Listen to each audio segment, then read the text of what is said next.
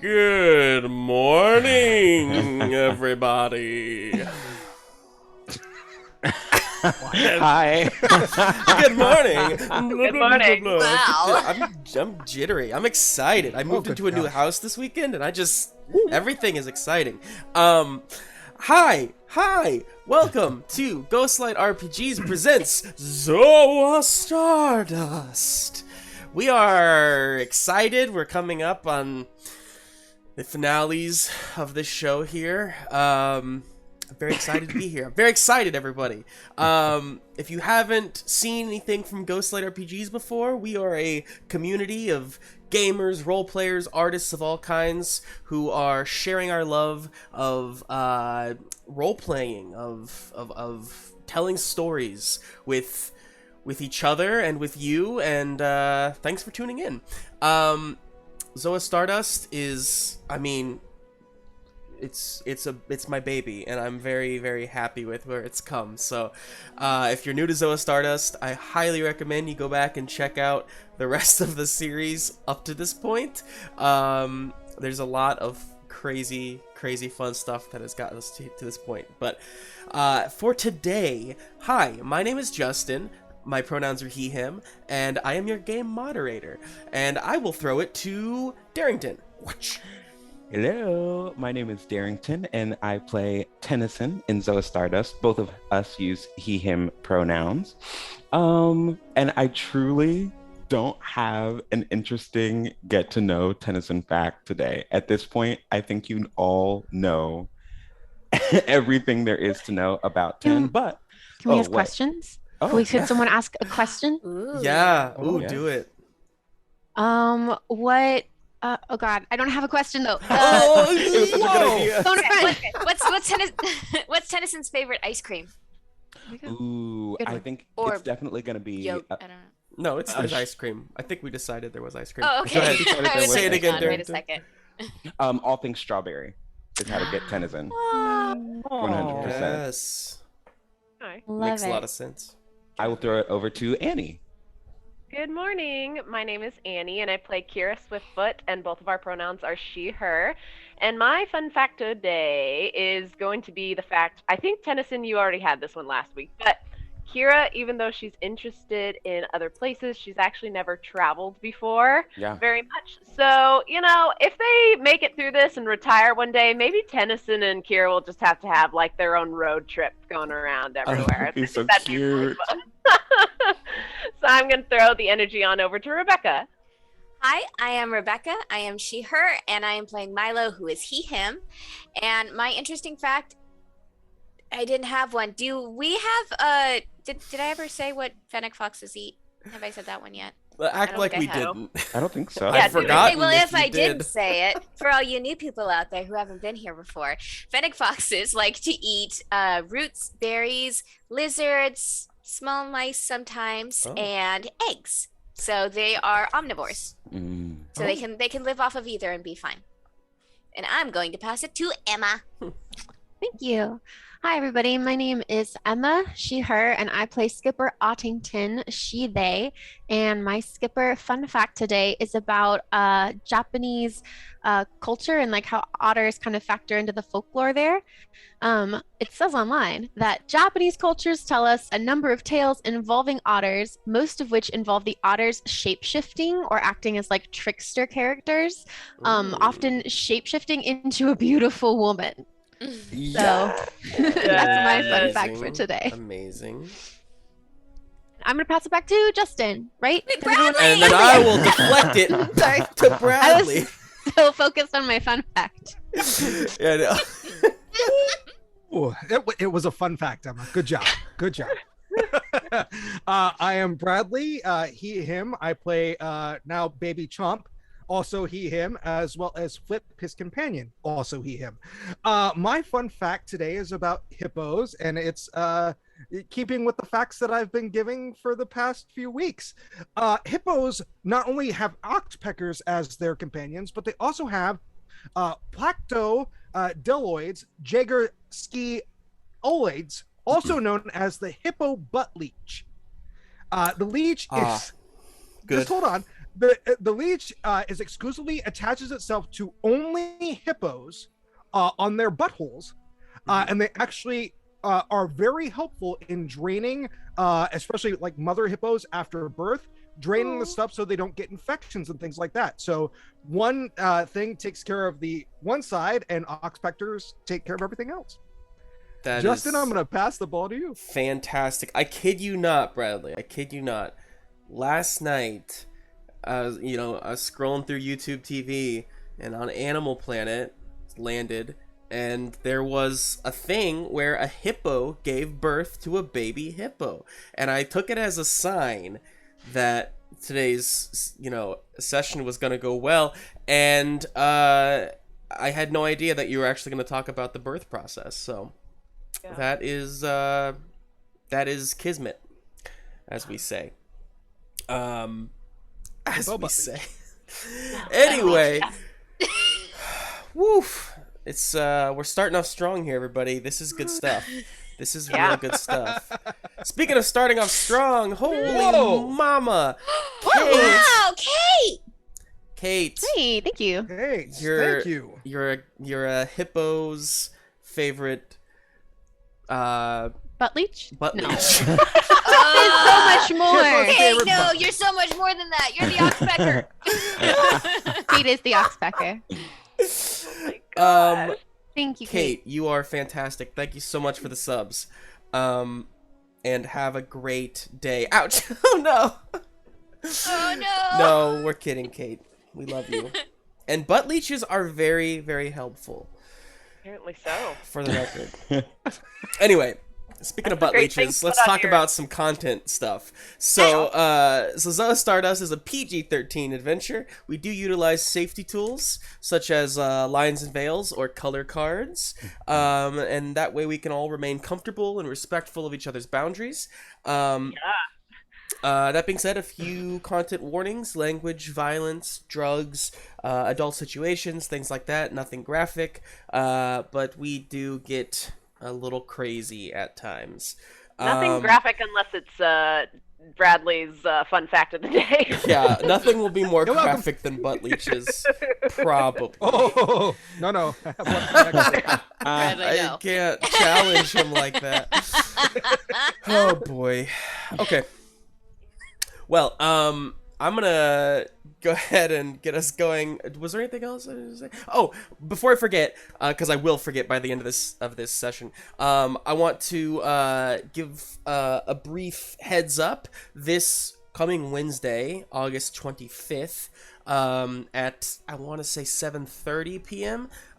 We have part 2 of one of the D&D dungeons that we ran previously on our old school roundup.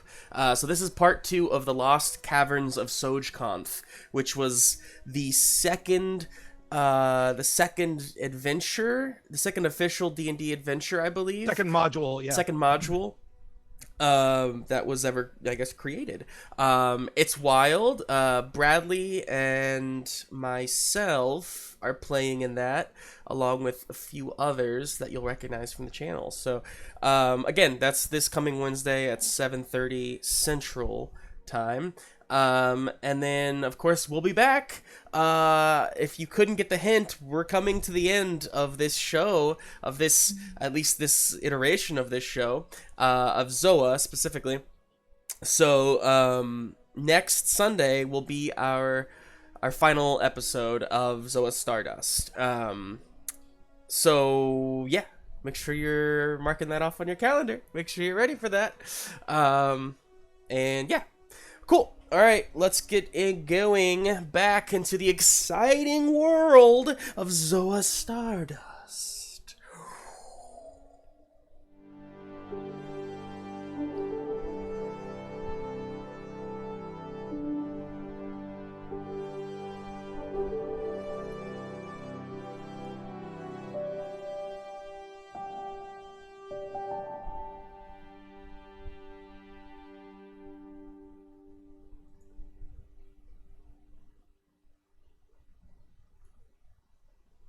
Previously on Zoa Stardust, the crew of the Buckley Sting experienced their first taste of loss. That's good, you guys, that's good. When Chomper the Brave, sacrificed himself to kill the Mystazoa Kalzanef. Yes, good. To retrieve the final artifact to save Zoa.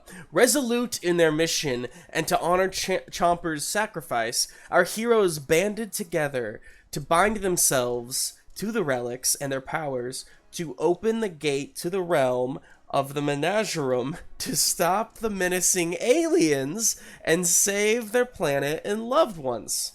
That, hey, bravo, that was a lot. Where was I? In a welcome and surprising turn of events, their protector Chomper utilized the power of his relic, which was Kaljanef's, to resurrect himself from the ashes of death back to the living plane. But he's a baby with wings! Saving the universe just got a little more complicated. And boom goes the dynamite. Look, that was one of the better ones you've ever written. Congrats. I do running sentences. I'm sorry. I love it. It's a challenge. It's really, if I ever need to like read a teleprompter, you're just training me. That's all this is. Definitely. All right. Fantastic. So yes, exactly what was written.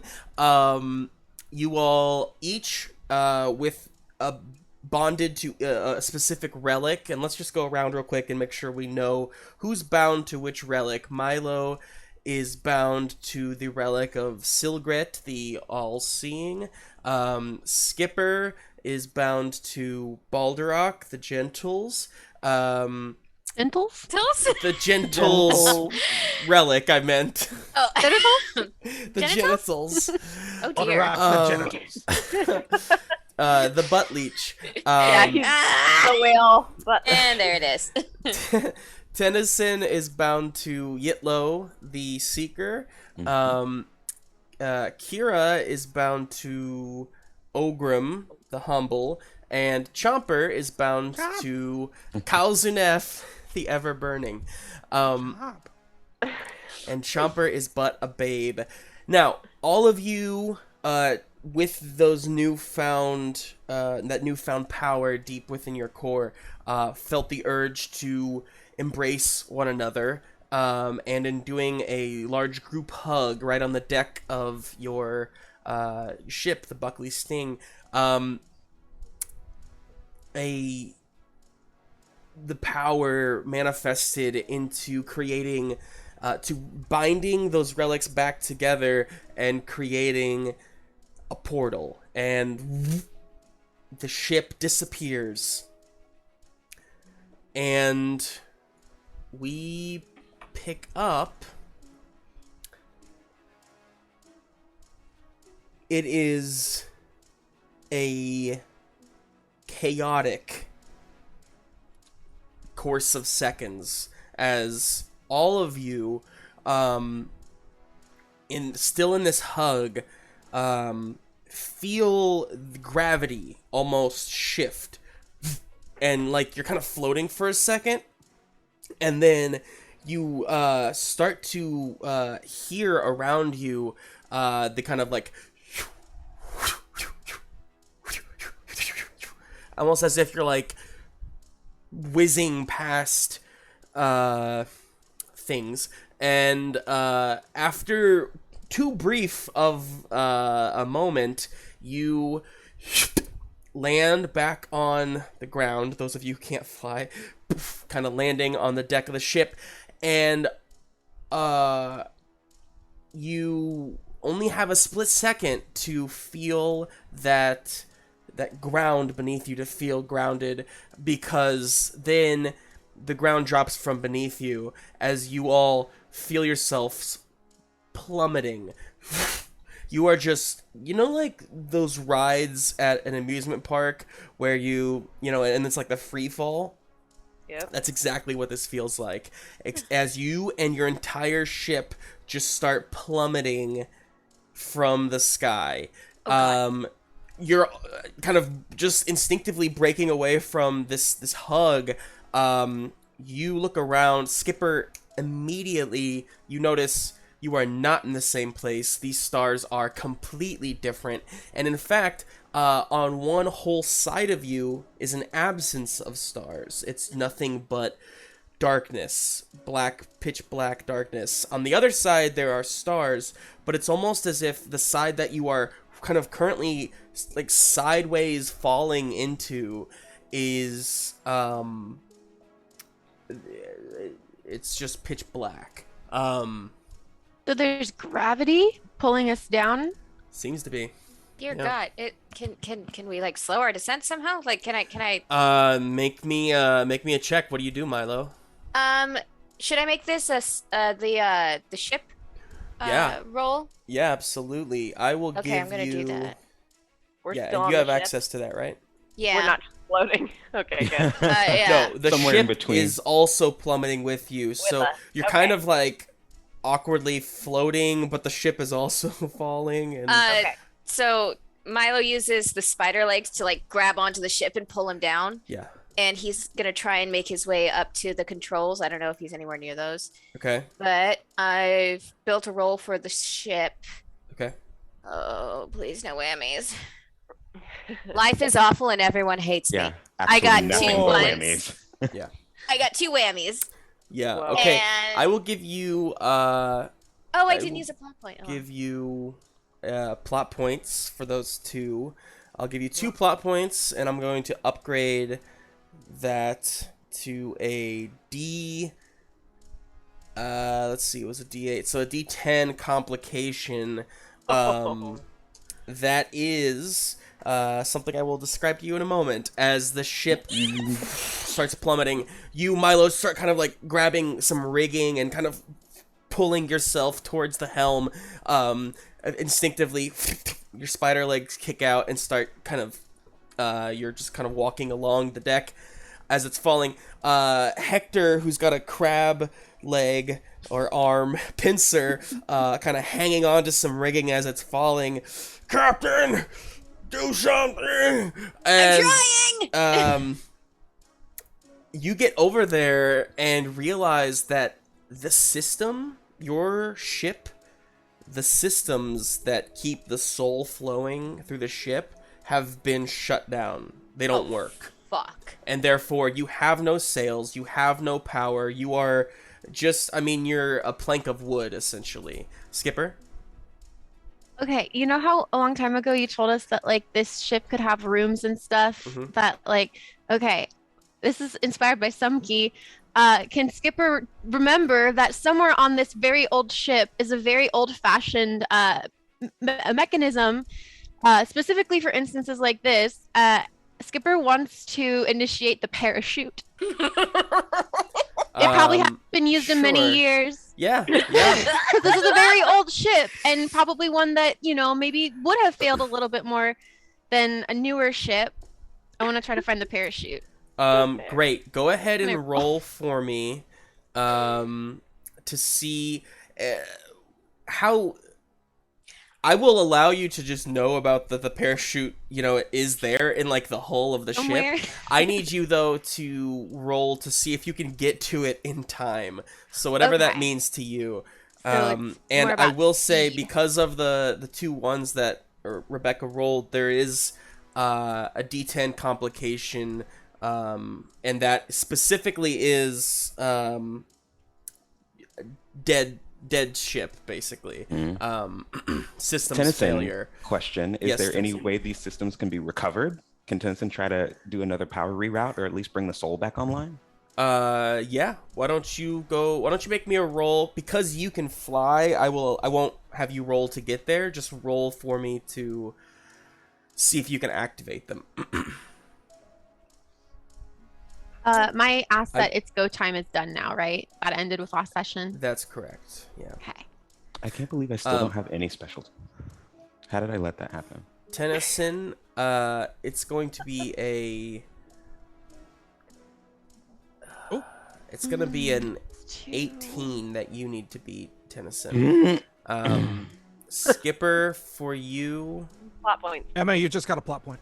Oh, hey, Thank you. You better work. I needed it. For stealing my great ideas. Yeah, thank you, Sumkey. I told him it's Sumkey's idea. Copyright Sumkey. That's great.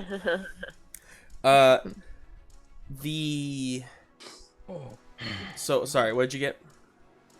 Who? Me or Darrington? I don't know. Whoever. Darrington. I haven't rolled yet. Okay. Emma. I haven't added mine yet. I got 2 1s, but I want to use one of my plot points to see if I can. I guess I can't get rid of a 1 with the plot point. Never mind. So yeah, I rolled 2 1s. Whoa. Okay, do Darrington first. Dude, we're not doing well. So today. let's Darrington do is Skipper saving the day. first because I want to build to what Darrington was doing. Okay. Then I got a 9 with a D10 effect and 2 1s. All right. So I will pay you 1 plot point for one of those ones to upgrade my D10 to a D12. Okay. Complication that is dead ship. Now Darrington, what'd you get? 20 with a D6 effect. Yeah, you Whoa! got 2 10s on 2 on 10s D10s. on D10s. That's Wow. insane. Very good. And a 6 on a D6. Yeah, jeez. Does that boost anything? I think it should. I mean, He's trying. if you want to spend a plot point to add another one of those to make it 5 points higher than my 18, you could get yourself a heroic die. If you wanted to do that. Why not? I've been sitting on Do these it. 3 plot Do points it, for a do long it, do it. time. Sweet. I will give you then the D12 complication that is going up against you right now in my Yeah. head. So you'll get a D12 heroic die, Fears. Nice. but you have to spend a plot point to do it. It's gone. I only have 1 left now. Okay. So Skipper, you go down quickly. You know that the parachute's there, but you just can't really get there in time. As you're trying to maneuver, Tennison flies in. Tennison, you are doing magic. I mean, it's magic that is. You're just going to work on kind of rerouting some power and trying to figure out how to boost it. Tennison, a thought comes to you. This ship is powered specifically by it's like Zoan technology and whatnot. But, you know, this is all happening like a mile a minute in your brain.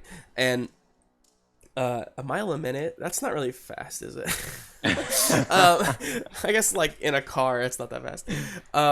Anyway, sorry, tangent. I love it. Tennison, you are just thinking so fast though. You realize that if you are truly where you meant to go in Menagerum space, then perhaps the chromium that originated in this space could be a source of power. And so instinctively you I think you activate your you just kind of switch it on. You activate your relic power inside of you, and you are the only one who notices as 2 metal horns spring forth from basically where your goggles are, which maybe you put your goggles down to work.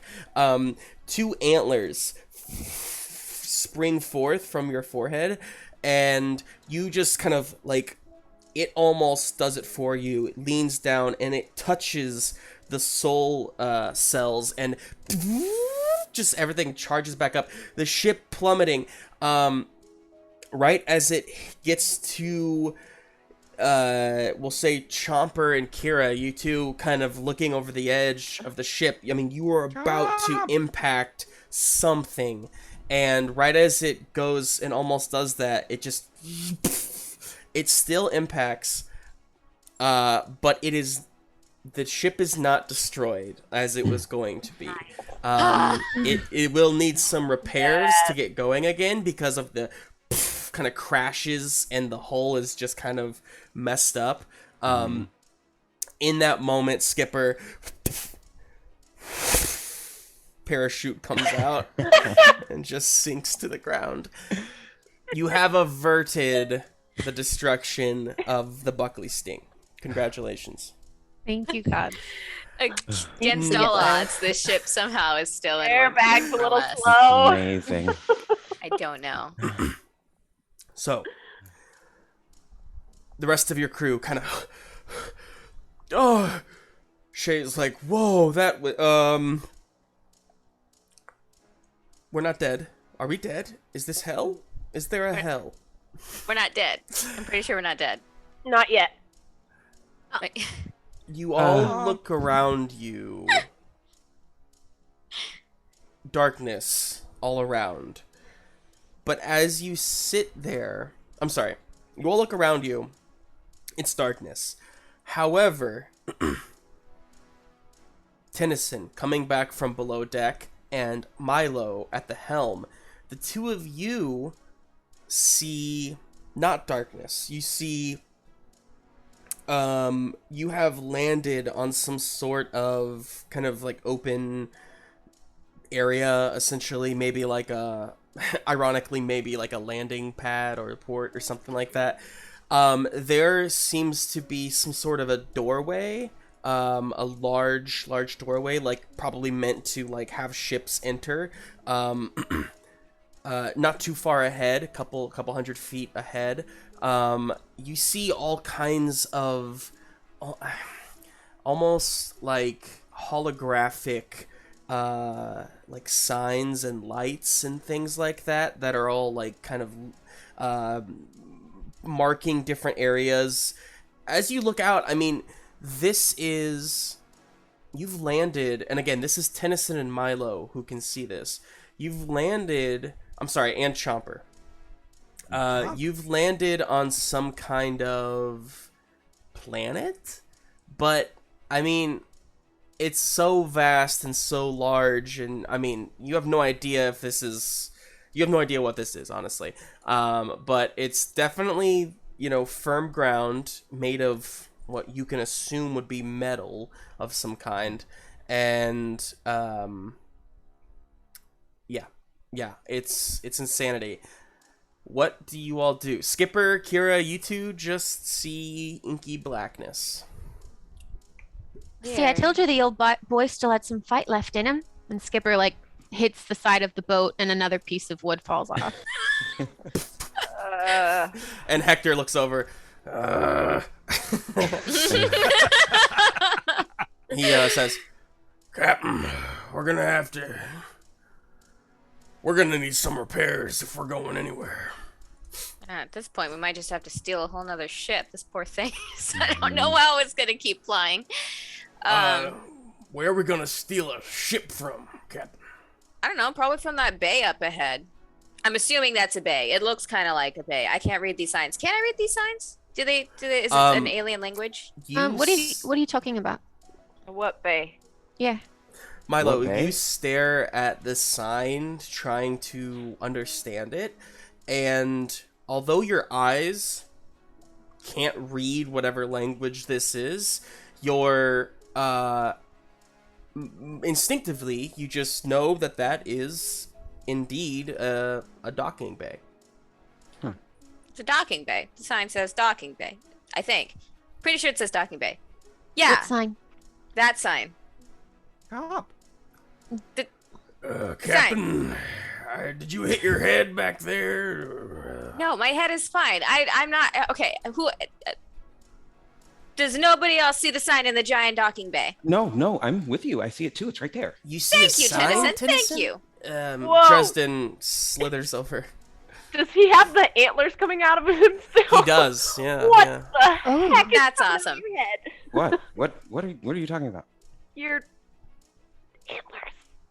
My- Really? He's like leaning. Oh. What? Wait a minute. Hey, Captain, any tips or tricks to being bonded to a relic thing? I think that's what's happening. Oh yeah, the joys of the relic. You sometimes get an extra appendage or two. Oh. He like points to the the spider legs on his back, and he's like, It happens. Like you can just make it happen. And he's like making them come in and out. But he's like, but can we focus on the sign?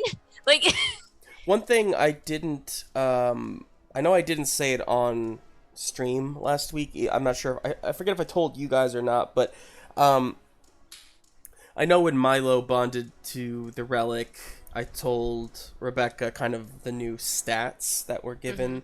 For the rest of you, Tennison, your agility goes to a D12. Oh, yeah. So your agility die can go to a D12. For Skipper, your vigor die will go to a D12. Cool. Yay! I'm sorry. Wait. I'm sorry. That is Annie. Annie's vigor die goes to a D12. Oh. I mean, Skipper, your alertness die goes to a D12. All right. Apologies. And then Bradley, your willpower goes to a D12. Chomp. So each of you have a godlike level power at this point, or awesome. rather inherent ability. My brain is no longer the best thing about me. I can finally be the athlete my parents always wanted. my lowest. Actually, Yeah, no, what in your do family, you- probably not.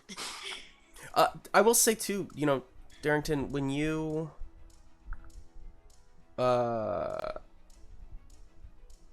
you feel almost, with that agility boost and also with your antlers active, you do feel quicker. Just like you feel like you could go way faster than you've ever gone before, movement wise. It's almost as if your body finally can go the same speed as your brain.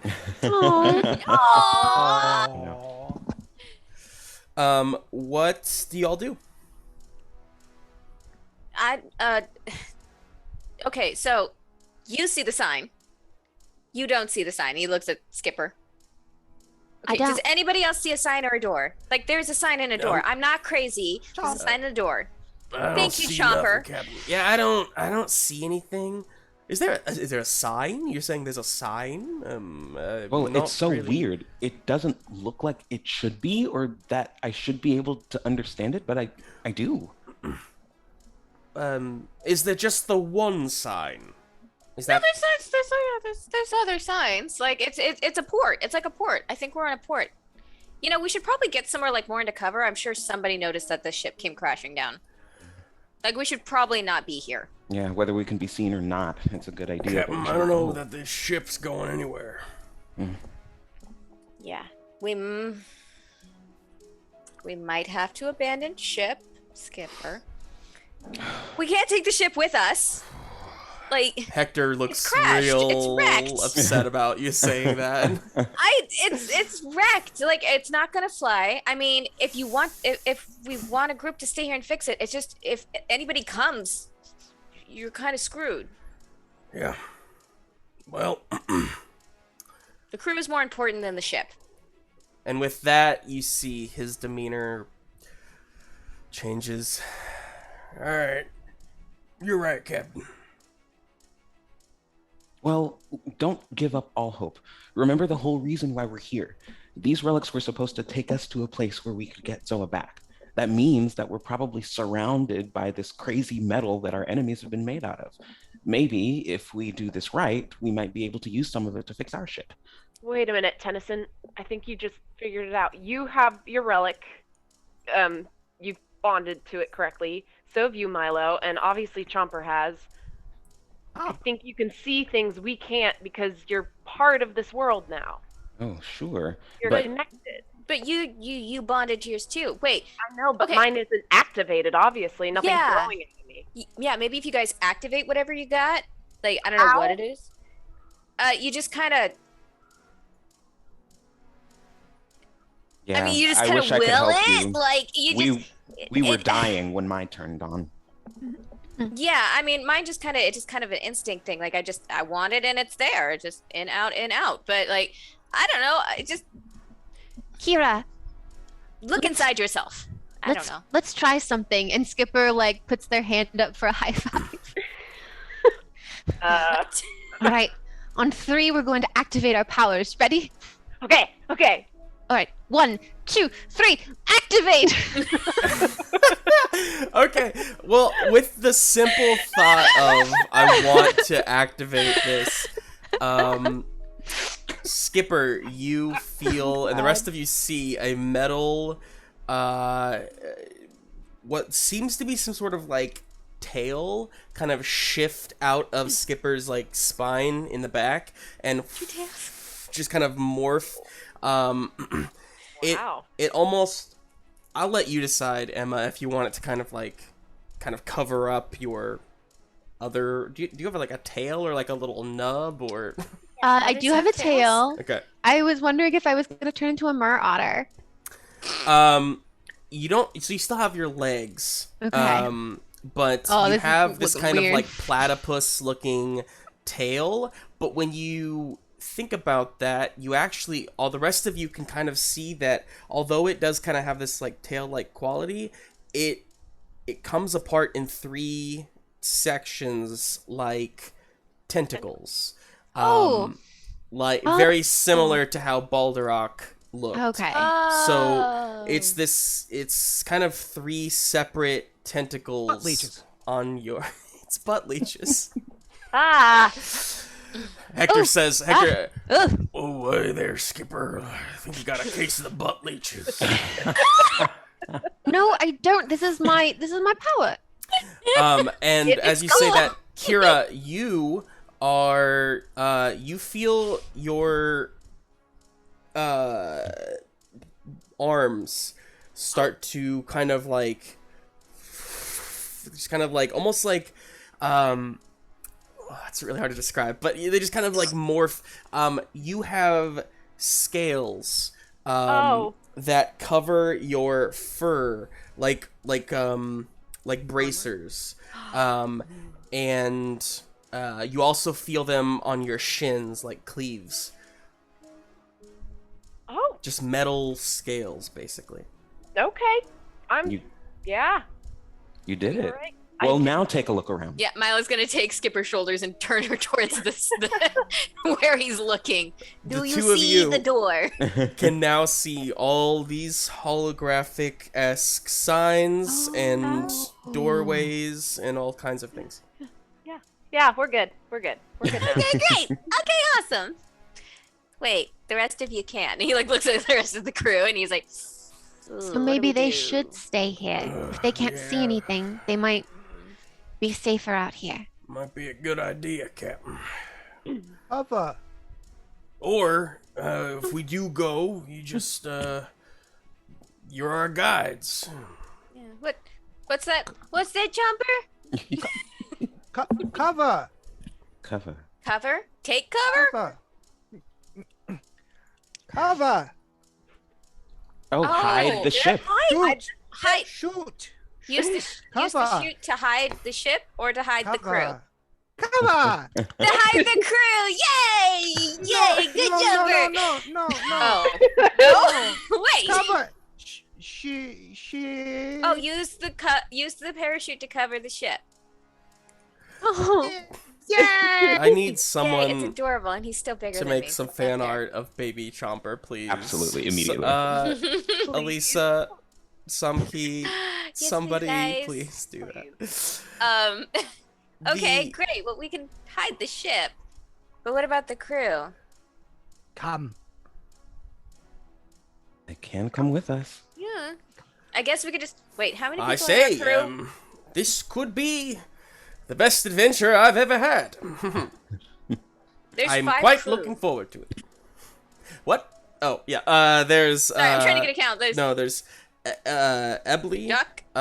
Hector, Theodore Billroth, Dresden, and Shay. Okay, so everybody pair up with somebody who can't see. All right. Who am I guess- going with? Says Ebley. Who would like me on their team? Listen, thank you for volunteering. For volunteering, Tennison. Ah, Tennison. I would love to accompany you on this adventure. Way to pay attention, bud. He walks over. He walks over to you. Shay just with that like scoots a little closer to Kira.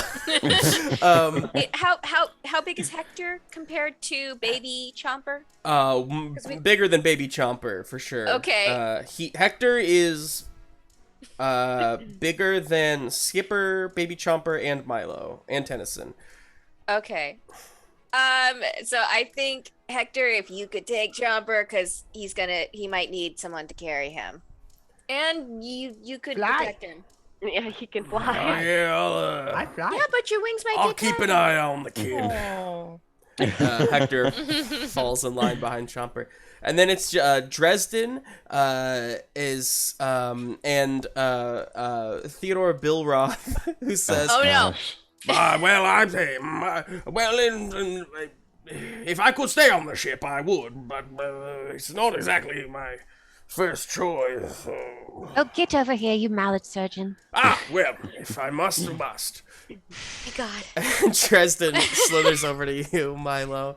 I brought Cool, this NPC cool. onto the boat. You're responsible for him. So Honestly, same. the 10 of you, the 10 of you are partnered up now, and start heading toward.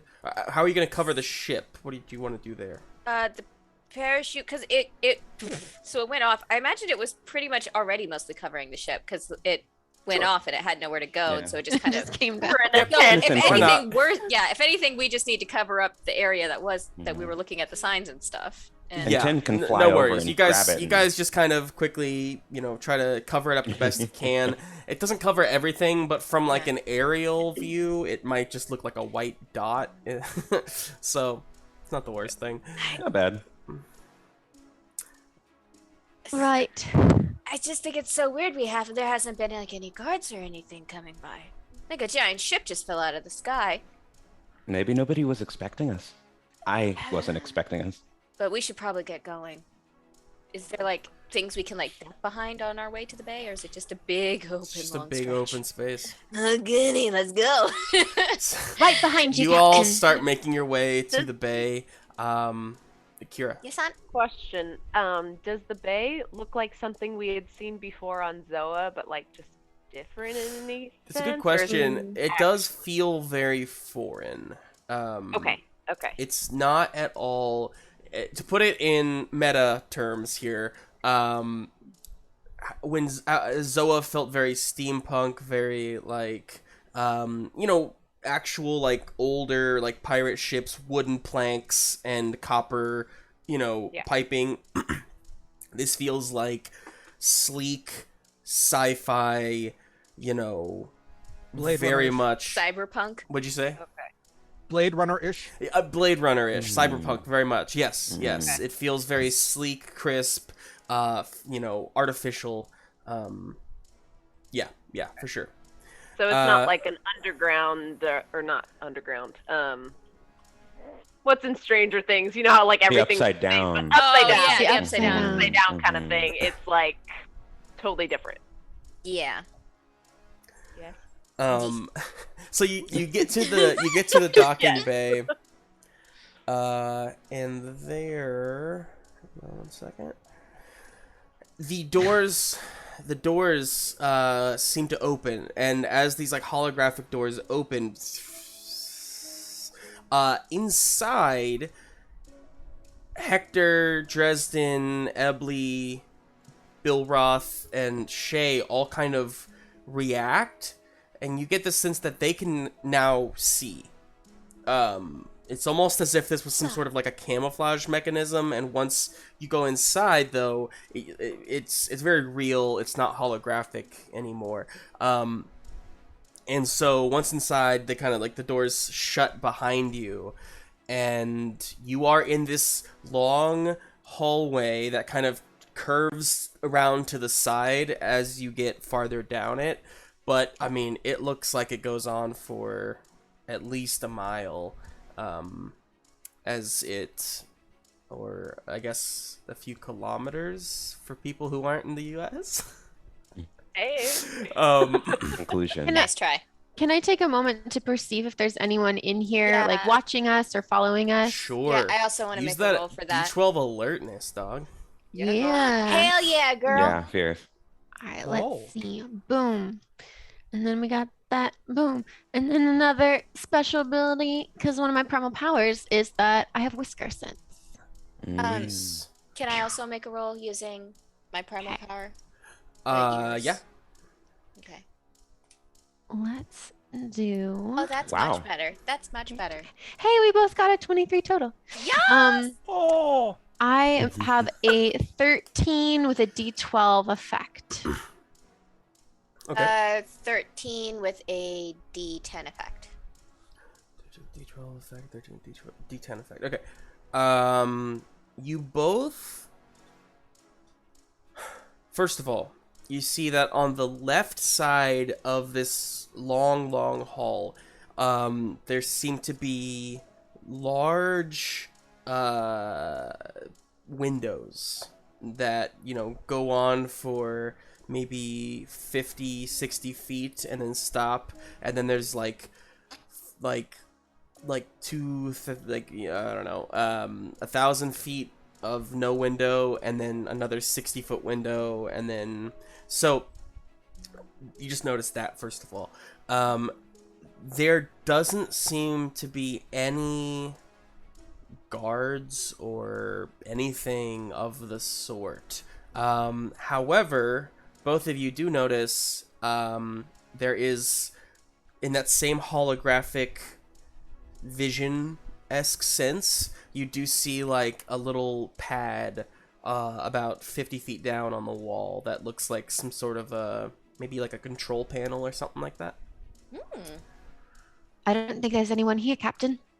Yeah, looks pretty clear. I think that makes me even more nervous than if there was like a whole bunch of guards. But it starts making its way towards the pad. Awesome. Tennison, what do you think? Yeah. It's like gesturing towards it. Let's see if there's anything here that I can recognize. Yeah, as you all move your way down the hallway towards the control panel, let's see. On one side is a window, on the other side is a control panel. So of the 5 of you, which side do you think you're looking at? Window. Control panel. Window, control panel, Panel. control panel, Window. control panel, Maybe window. Chomper. So Chomper and Tennison are looking at the window, and the rest of Chomper and Milo are looking at the window. Tennison, Looking at Skipper, the Kira. window. Oh, you are looking at the window. Yeah. I'm Okay, at the so control everybody's panel. looking at the window, Raise your except for hand if you're looking at Skipper the and window. Chomper. Great. No, we're the two going to the window. We're the window. That's what I meant. Flip it around. Okay, great. window. Milo, Tennison, Kira. The 3 of you go to the control panel. There is all 3 of you instinctively can read what it's saying. Your 3 companions that are with you seem to be reacting in a way.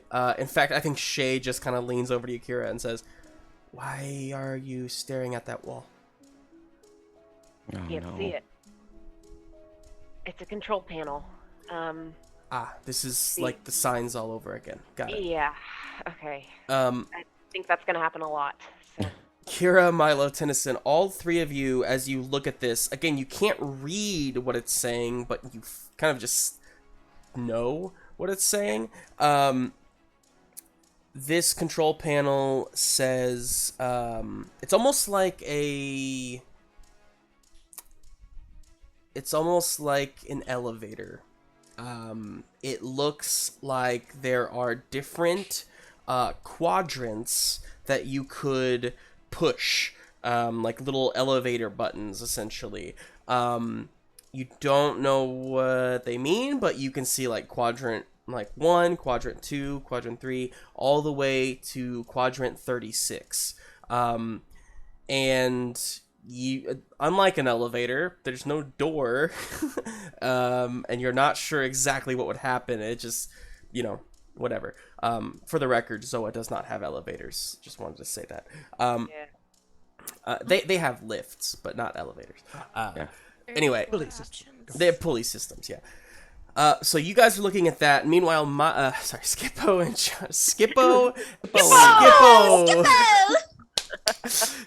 and Chomper, the two of you, along with Bill Roth and Hector, go and look out the window. And unlike the other side, it does look like Bill Roth and Hector can actually see what it is you're looking at out this window. Imagine you are on a space station. You're on like an orbit or something like that, and you're looking down at like Earth from orbit. The planet it feels far away. I mean, it looks far away, but it's still like large enough you can kind of see the scripting aspects and whatnot.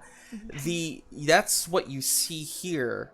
You see a planet, and it doesn't look like it's an image of a planet. It looks like the planet, like floating in space. Not Zoa. You don't recognize it to be Zoa. And as you think that, Skipper, you and Chomper both, I think, look down, and there's, again, a holographic, like, little image or plaque out in front of it. Almost like something that you'd see at the zoo, kind of telling you a little bit about that animal. Here, you see, this one says... Dustin, we're offended by your use of zoo. How dare you? They're called the Menagerum for a reason, you guys. Oh my gosh! And you see, mean. it says... It says... Oh, it's okay, They baby got Chomper. me. It says Rylor. And then it says population 4,902. And then it says resources, unrefined ore, gem deposits, and then it stops. And there's like a few more like categories you can look through of things. Ooh, I want to press a button. I want to press something. There's nothing to press here. It's almost just like this You're is just like a hitting the little screen. sign for like, you know, a little commemorative like, you know, plaque kind of thing. But the planet actually is out the window. Looks like it. That's what it looks like. Question. Yes. Is each window different? This is the 60-foot window. You could run down 1,000 feet to the next one and check there if you want. I'll race you. 1,000 feet. Noodle, go! Yeah. Noodle, go! Noodle, go! We run. All right, the two of you rush down. Hector turns, hey, wait on, hold up, kid! And starts kind of following along. Bill Roth just stands there like, well, it was, Crap. I guess I'll follow. And he kind of flops his little legs down, kind of taking his own time. Milo, Kira, Tennison, what are y'all doing? Well, I was gonna turn around and back ask what here. they saw, and then they started running away. So I guess I'll walk up to the window and take a look myself. Yeah, Kira, you look over at the window. You see, very much like they did, the planet out the window and the plaque. Oh my gosh. What's out there? Yeah, what do you see? Turning around, all of you can kind of see the same thing. Okay. They're collecting planets. They're collecting different planets. Do you think if you click all the different buttons, we'd be taken to a different section where they hold That different sounds Of course. right. planets? Oh, it's like a thing. Yeah. It's like a thing. It's a thing. It's like a an rotation. exhibit. Yeah. Oh, okay. Well, let's see. They're stealing resources by stealing entire planets, is what it Ugh. seems like. But somewhere in this exhibit, there has to be us. Well, if Somewhere. we're lucky, we were the last planet they took. So 34 was that last number? Is that as high as it goes? 36. 36. So 36, and Milo just pushes the Gosh. button. Milo, you push the button, and we die. all you, Kira, Tennison, Shay, no.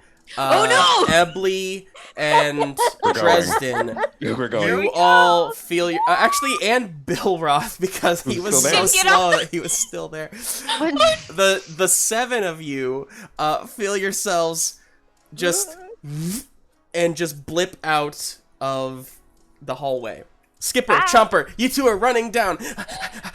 Hector's like, wait up, hold on a second now. And you finally get there. Hector's, I don't think we should have left. Everybody, Skipper. And you turn around and the crew, everybody else is gone from behind you. Oh, fish sticks. Chomper, you, however, look at the window and see another planet, one different than you had seen prior. This one, as you look at the plaque, it's called Frimsa 3. Population 4.6 billion. Resources Trevla energy and Yerdla webs. Whoa.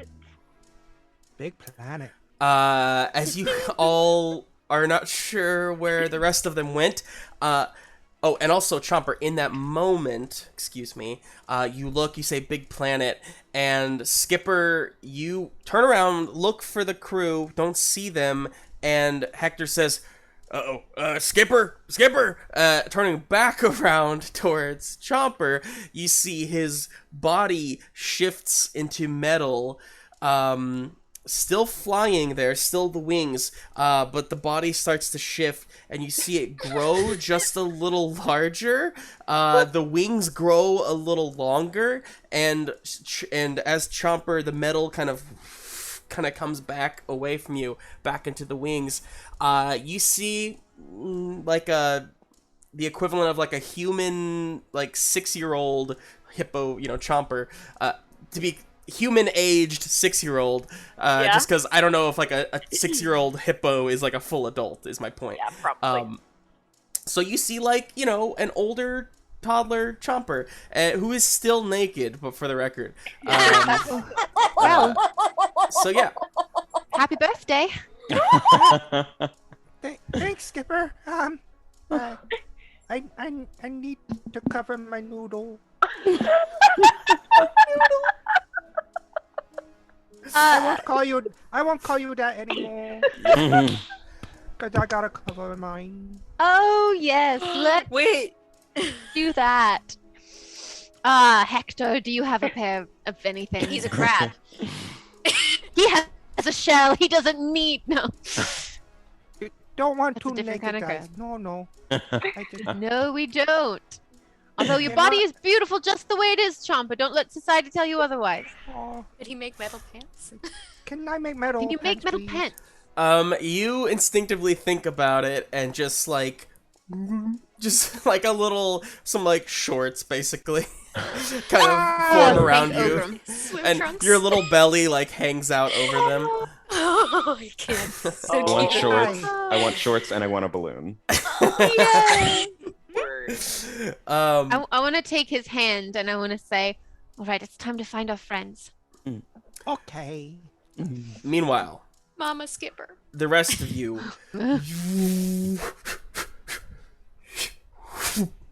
and again, within like 2 seconds time, you are standing in a hallway, literally identical to the one you just left. And what just happened? What just happened? Are we okay? Milo looks back at where Skipper and Chomper had been running off and sees they're not there, and he's just like, oops. Yeah, you look back there, Milo, looking that direction. You don't see them. However, you do see to the left of you a different planet in the window than Rylor, than the one that you saw originally. Almost as if you would all assume your plan was correct, your thoughts was correct. Each quadrant houses a number of different planets. Awesome. Cool. All right. So plan worked, kind of. Yeah. Should we go back for them? Should we keep looking for Zoa? I mean, do you think Skipper could figure out the pad herself? I'm sure that they could eventually catch up to us, but we might want to go back and grab them real quick and then continue forward, because I don't think they're going to find it back there. I mean, maybe they will, but... Tennison, your vast intellect mixed with Milo's knowledge of what's... not knowledge, but rather every now and then Milo kind of has like little ephanies of Sometimes brilliance he because has- you know, gifted to him through the Silgrit. And Tennison, as you just kind of want to inspect the control panel a little more. Something kind of pulls you that direction. Looking at it, you can actually scroll past the 36 different quadrants, and there are a few other like options here as well. You see like what translates to hub. You see pylon, like P1, P2, and you see just something that says mind. Mind, M-I-N-D? M-I-N-D. Well, it looks like 36 wasn't the end. There were a couple more options for us, but I'm not sure if I know what they mean. A button that says hub, one that says mind, pylon. Does that make sense to anyone else? There's nothing like in a library. You know how you can look up different names of different books and it's categorized. Is there anything that you can look to find Zoa at all? Sure. I wonder if there is some sort of glossary. Mind. So, I wonder. Milo, after Tennison starts talking about that, I think instinctively when it comes to mind, you remember how the Menagerum seemed to be moving without they seem to be mindless creatures in a way, right? They seem to have some sort of a hive mind, if you will. So if that's true, there must be some mind that is controlling all of them. Furthermore, Tennison, you know that pylons would essentially be some sort of conductive batteries. You can assume that if this is in fact... Tennison, your knowledge of space, although not incredibly vast, has gotten bigger over the past adventure. There is no possible way that, I mean, if there's 36 quadrants, and assuming that that hallway that you saw went down a mile, doing the quick math with in your head, with the thousands of feet, okay, well but then it went around the corner, there must be more. I mean, there's got to be hundreds of planets that are being stored here. And that seems so impossible. Like, how are planets all stored in one massive planet? There's got to be some sort of like technology being used here that allows for like pocket dimensions or something to that effect, which also kind of explains maybe how you jumped from one quadrant to another. All of that being said, this all would take a massive amount of power to harness, and so you would assume that pylons 1 and 2 are probably the bases of that power, of that energy. Hub, engines, almost. Hub, either one of you could assume that a hub might be some sort of like control booth type thing, but you're not sure. Sorry for the info dump, but No, you're good. No, we absolutely needed it. Yeah. This is an alien planet, Justin. With mind, I wonder if like these things operate on a hive mind. Like maybe that's the source of all this. Like maybe kind of like with the Mystizoa, we take out the mind, we take out everything. Yeah. Well, sure. Would that Whenever we count as encountered them, they genocide? were always doing the same thing. Fair. But we're also dealing with technology that I've never seen before. I mean, look around. If they really have been collecting planets and they were all here in this same space, this would be 100 universes. Unless what we're seeing are just references to those planets. Otherwise, how could we move so fast between them? But I think you're right. If we press this mind button, we'll be taken to the center of what's been bossing these things around. Okay. Do our echoes work up here? You I think you would have that range? check it I out. don't know how far Give it a we. try. Okay, yeah. Milo's gonna click his echo to try and reach out to Skipper. and Chomper and Hector, and he's gonna say, "Does anybody read me? Can you guys come in? So How far away are we?" your echo, as you try to do that, everybody in your immediate party can read you, but it doesn't seem like it's connecting to anybody else. Y'all don't get that message. However, Milo, with your instinct to reach out to those members of your party, Skipper and Chomper both hear in your minds the voice of your captain. Skipper, you come in? Are you dead? I don't think so. Oh, good. So, accidentally left you behind. I may have pushed a button.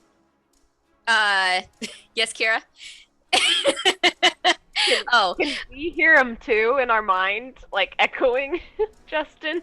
Or is it like, or is this like a closed channel? Yeah, all Private five channel? of you seem to have like almost like a psychic link connected to each other. Yeah. So, welcome to the Mindscape. I don't know what else to call it. wow.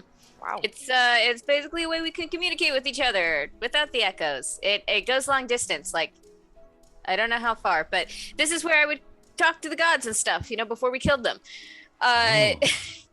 That's dark. Yeah. So I may have pressed a button I wasn't supposed to, and so we're in 36, was it? 63? 36. You're right. 36. Okay, sorry, my brain. So we pressed 36, and It's so the that's highest where it goes for the record. that yeah. So that's where we are. If you guys want to get back to that pad and push it, we'll be here. But We're on our way.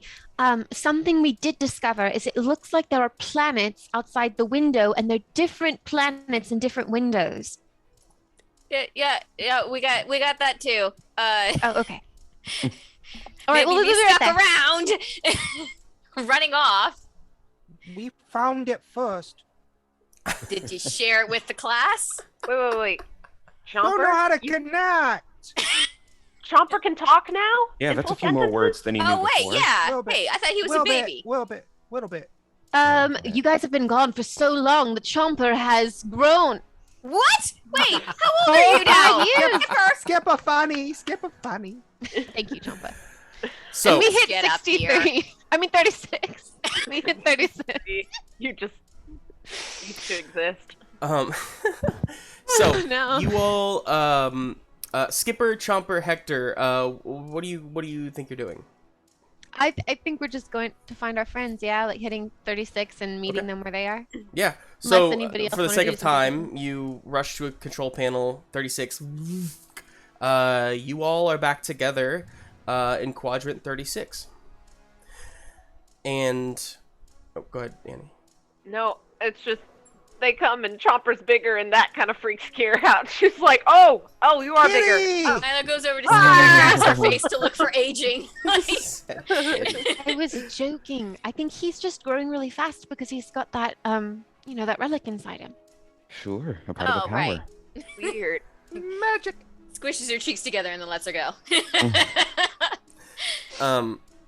So what do you do? What do you do as a group here? Can I check my glossary theory and see if I can find Zoa in the control panel? Or no, it's Is that they too don't. easy?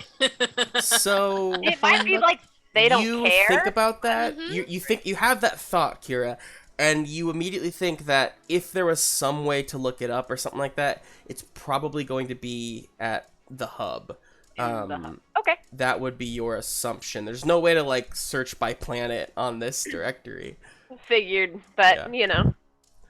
All right. But that being said, if Milo was correct, Milo's thought of going to Quadrant 36. I mean, you guys haven't looked around Quadrant 36 yet. If you wanted to give it a try. I mean, Tennison, you're technically the fastest person here now, I think. Because Oh. Gitlo was a fast thing, so maybe that's a thing you can do is be fast. Yeah, wow, I think guess I am. Maybe you could zip through and see what you can find. Yeah, let me Maybe see if Zoa's here. fly a couple thousand feet. Tennison, you take off, and you all watch as soon as Tennison like puts his mind to it and actually goes, he just streaks across away from you down the hall. Tennison, you just looking at each of these plaques as you go, not Zoa, not Zoa, not Zoa, not Zoa. You get about 13 planets down, and on the 14th one, you see... You don't even look at the plaque. You look at the planet and recognize your home. Stopping, looking at it, you're just drawn to it for a moment, and looking down at the plaque, it does say Zoa. Population 1,406,821. Resources: iron, meteorite residue, water. And two things stick out to you there, Tennison. First of all, you found Zoa. It's here. It is captive. It is like the rest of these planets, in possibly its own like little pocket dimension or some sort of holding cell, if you will. Looking at the planet, it's large enough that you should be able to see the cave. I mean, like, it's close enough, you should be able to see the cave. However, you don't. There is no cave orbiting Zoa at the moment. So that's that. It's one thought that you have. The cave seems to be gone. The second thought you have is just something in the back of your mind is kind of like bothering you about the stats that were written on Zoa. Yeah.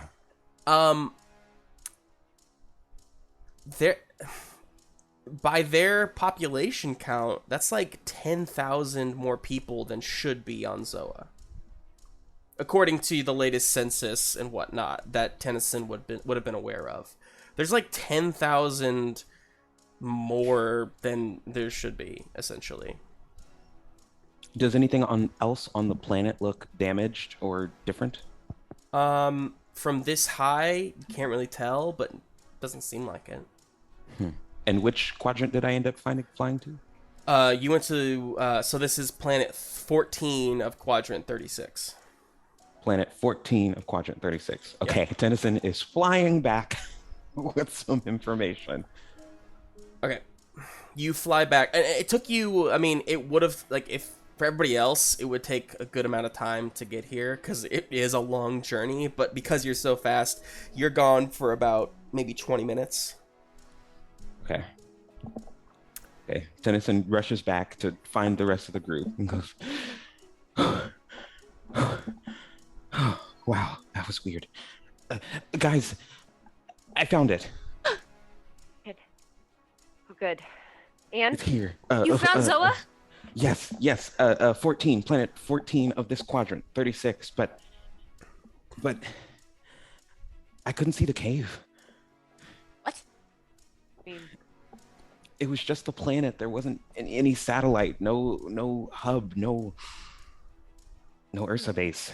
But even weirder than that, it seems like, well, look at that plaque right over there to the planet closest to us. All the stats that it has, right? Mm-hmm. The one for Zoa had stats too, but the population was bigger, like way bigger. Bigger? I don't know how long we've been away. Oh, don't say that. Oh God, I hope not. Maybe there's just other aliens living on the planet now. Maybe that's what happened. Maybe for some reason, it's a good thing. Nobody's dead. Years haven't gone by. It's fine. Or maybe there were more people on Zoa to begin with when we lived there that we didn't even know about, but Maybe. The Menagerum found out about. Well, either way, I'm worried, and I feel like we need to get there. Can I look at the control panel and see if there's a way to, like, bring us exactly to that spot? Take you to planet 13? Mm-hmm. Doesn't seem to be a method for that, unfortunately. You'd probably have to just walk it. I will say, you know, Tennison, and those of you who actually looked at the windows, I mean, Skipper, you tried to push things on the all of these quadrants are more of like viewing chambers. There doesn't seem to be really anything you guys can do from here.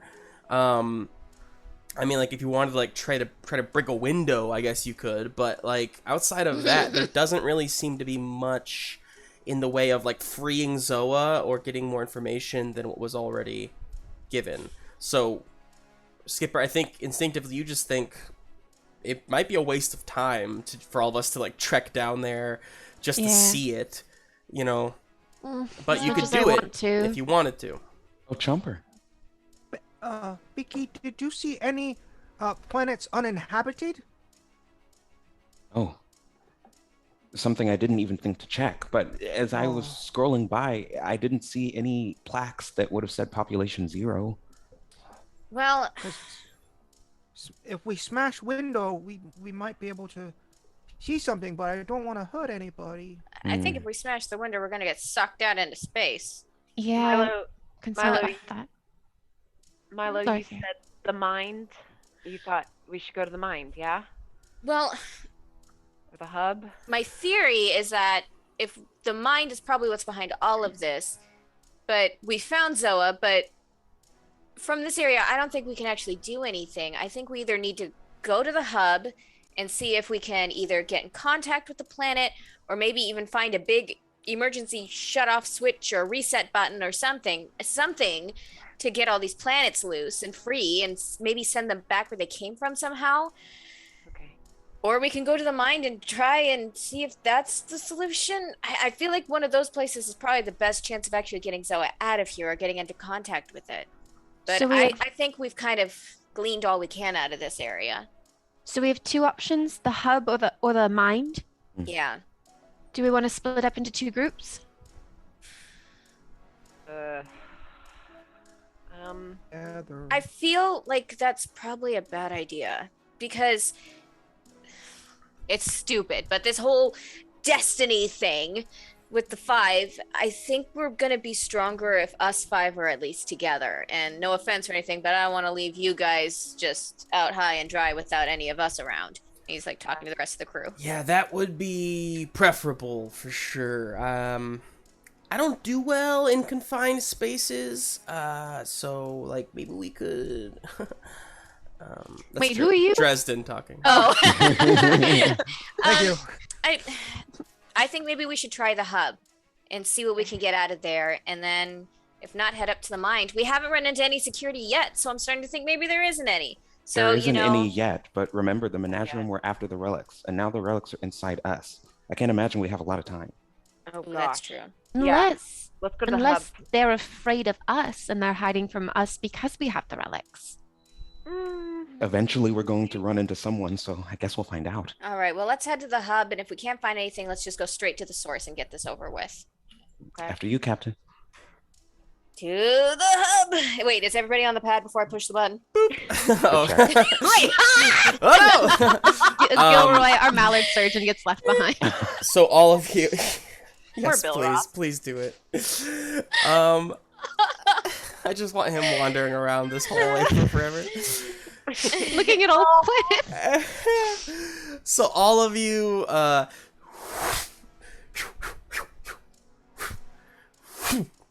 land. Those of you who can see the holographic symbols and whatnot see in front of you just a massive wall of like, you know, like the Matrix, you know, like where those things like fall down and they're just like all these symbols. Yeah. It's basically that, except instead of falling down, they're all like stationary, but they're shifting as if like each one is kind of communicating. And as you all just like instinctively look up at it, just unbelievable amounts of information are being processed through this hub. Some of it you understand, a lot of it you do not. I mean, let me rephrase that. You understand like what it's saying, you just don't really understand why it's saying what it's saying. And there's like different little pieces of information that seem, you would all assume, to be coming from hundreds of planets. Yeah, so that's happening. And you also see that along the walls, on like, so that's like the main wall of this large room that I should mention, and then along the side walls here are, before you even have a chance to like notice kind of what it is, you just see kind of springing forth, not even springing, just kind of like almost like stepping through the wall, or out of the wall maybe. You see Menagerum units, about 8 of them, and they all kind of start rushing toward you. Oops. We're in trouble. Let's see. Let's go ahead and... we haven't done combat in a while. Yeah, like and this. Yeah, Second. Jesus. So this is Here gonna we be go. fun. So, hi Quinny. My own little metazoa is right here. Aww. Okay, the Menagerum are rushing at you. What do you do? Whoever wants to jump in can just go first. All right. I'm going to the spider legs come out, and Milo draws his sword and activates it, and he is going to kind of, I think he's going to jump to the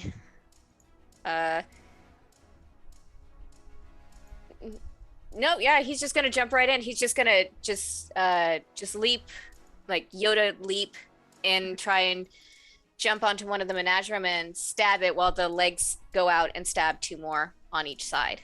Awesome. Amazing. Make me a dice pool. And for the sake of time here, y'all, if you know what you want to be doing, go ahead and start building the pool for it, just so we can... Yep, I am ready for you. Okay, awesome. Okay, that's a 16 with a D10 effect. The 16 with D10 effect. I just told you guys to prepare dice pools, and I did not prepare my own. Hang on a second. And I hope you don't roll higher than me, because I don't want to die. Oh god. Okay, well, I got a 1 if anybody wants to spend a plot point to take that opportunity. I don't have any plot points. Fair enough. I'll spend a plot point to have some bad happen to Justin's character. You Wow. can spin that 1. So you take an opportunity basically to so something that we recently played Marvel Heroic Role Playing on Wednesday night, and something that I hadn't put into... So I should explain. We're playing Cortex Prime, as all of you know. Cortex is like a toolbox, right? And so there's different little tools you can pull out and use and kind of build your own system based on it. When I was building our system for Zoa, I did not choose to use stunts, but when we played Wednesday night, it just reminded me how fun stunts are, and I think it's a really good opportunity for you guys to, just another thing you can do when I roll a 1. So my point is, Emma, if you would like to spend a plot point, use that 1. You can either use it to give me a complication, to give yourself an asset, or to give yourself a stunt, which is a one-time use D8. An asset would start at a D6, so it's a D8 instead of an asset, but a D8 instead of a D6, but basically a stunt, just on your next turn, whatever your next action is, you get to add that D8 and then describe something crazy happening, like a big stunt would happen. I'll take that. Okay, sure. So make sure you mark that you have an extra D8 for your next roll, and you'll have to describe something cool. That being said, I got a 9 with a D8 effect. So your 16 not only beats it, but beats it by 5 or more, which gives you a D8 heroic die if you don't already have one. I don't. Yay. Berk. Don't forget, guys, you can spend a plot point to use a heroic die in place of your effect die. And if you're low on plot points, don't forget you can use your distinctions as a D4 instead of a D8, and you get a plot point for that. That's right. Oh yeah. Oh shoot. Yep. But yeah, when Milo like jumps in the air, he says "Frizoa." Awesome. So you do describe exactly what happens again. So the Menagerum come out and they start coming forward. He just pulls out his sword, just kind of whips it and charges up. Amazing. And he just jumps, does that classic Yoda jump. And when he lands, he like lands right on top of one of the Menagerum, just plunges his sword straight in. And when he does that, both legs just come out and stab 2 more. Amazing. On either side. Roll your effect die for damage. 8. So here's what happens. You all remember fighting the Menagerum before, and you couldn't get a hit on them. However, with your Chromium enhancements, which sounds like a commercial you would hear at 1 a.m., your Chromium enhancements, your blade, Milo, that was given to you by your mom, almost seems to have, like, Chromium shoots up your arm and, like, enhances your blade as it stabs through the Menagerum, and then you just, with 8 points, they kind of decompose, and then just aren't there anymore, and you land on the ground. With Chromium, these guys actually are not that hard to fight. For the record, 8 is exactly what you need to, that's like how much life points they have. So you just one-shotted that guy. Good for you. Hey, Opie Bert Kenobi. Thanks for the host. Yes! We're entering an epic battle with Menagerum right now. So, that being said, Milo, you've just taken your turn. I'm gonna go ahead and move you over here. Who's next? You Tennison. can go first. Sure.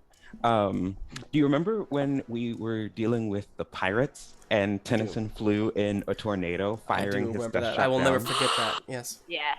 We're going for version 2 now that he has Sick. super agility. Sick. Tennyson's going to fly in the air in a circle and use the enhanced death shot Tukanai that he has to fire a barrage at 2 of the Menagerum coming his way.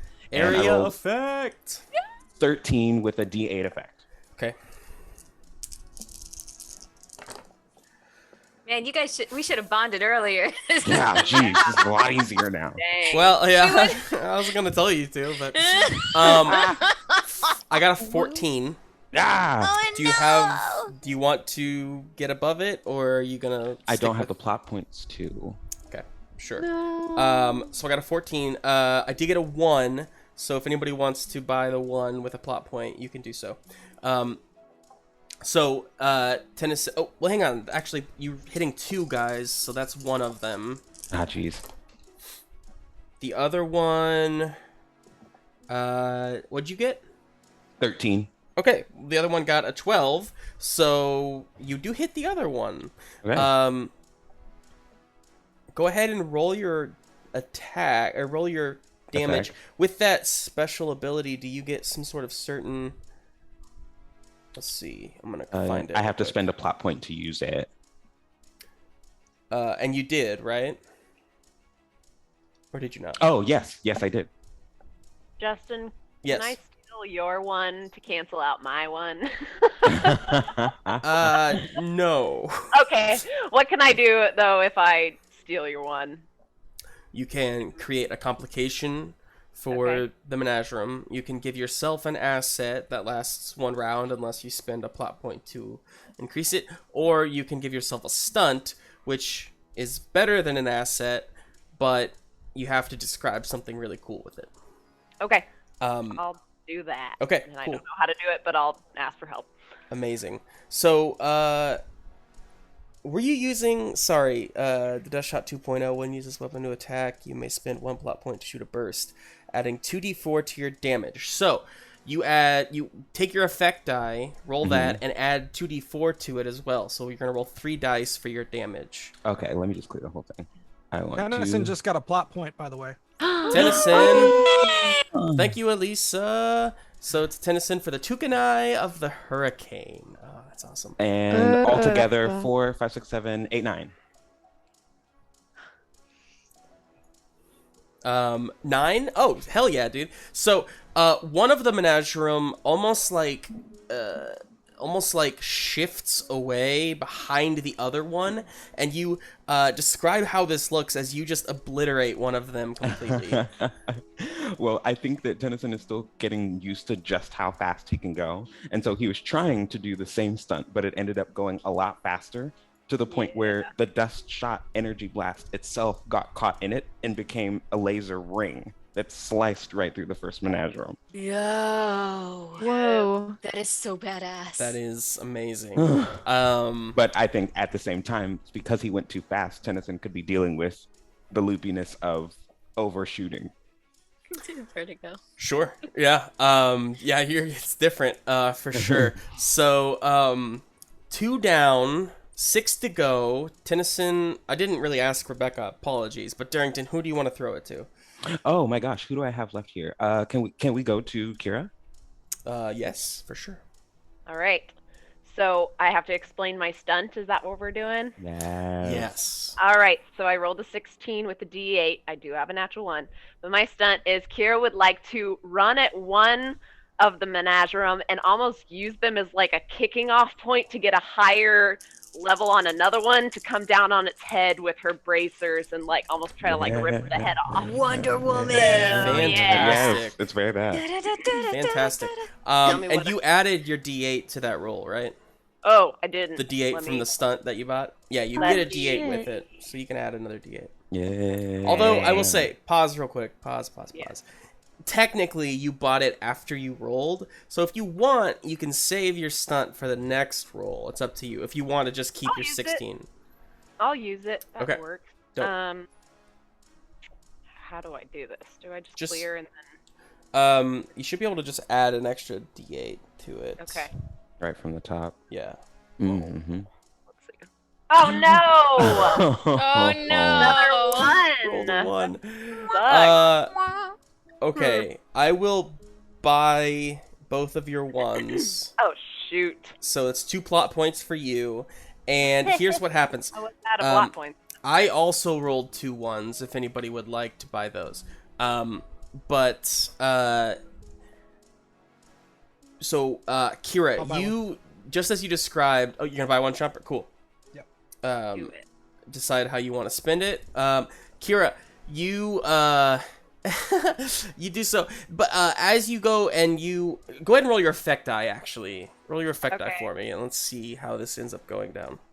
So a D8. Mm-hmm. Okay. So let's do that. Come on. 4. Okay, so you rush forward. As you attack, you also get attacked back a little bit as they swipe at you with one of their little blade claw things. So I'm gonna give you. I bought 2 1s, so that's. I'm gonna roll a D8 basically and give you that much damage.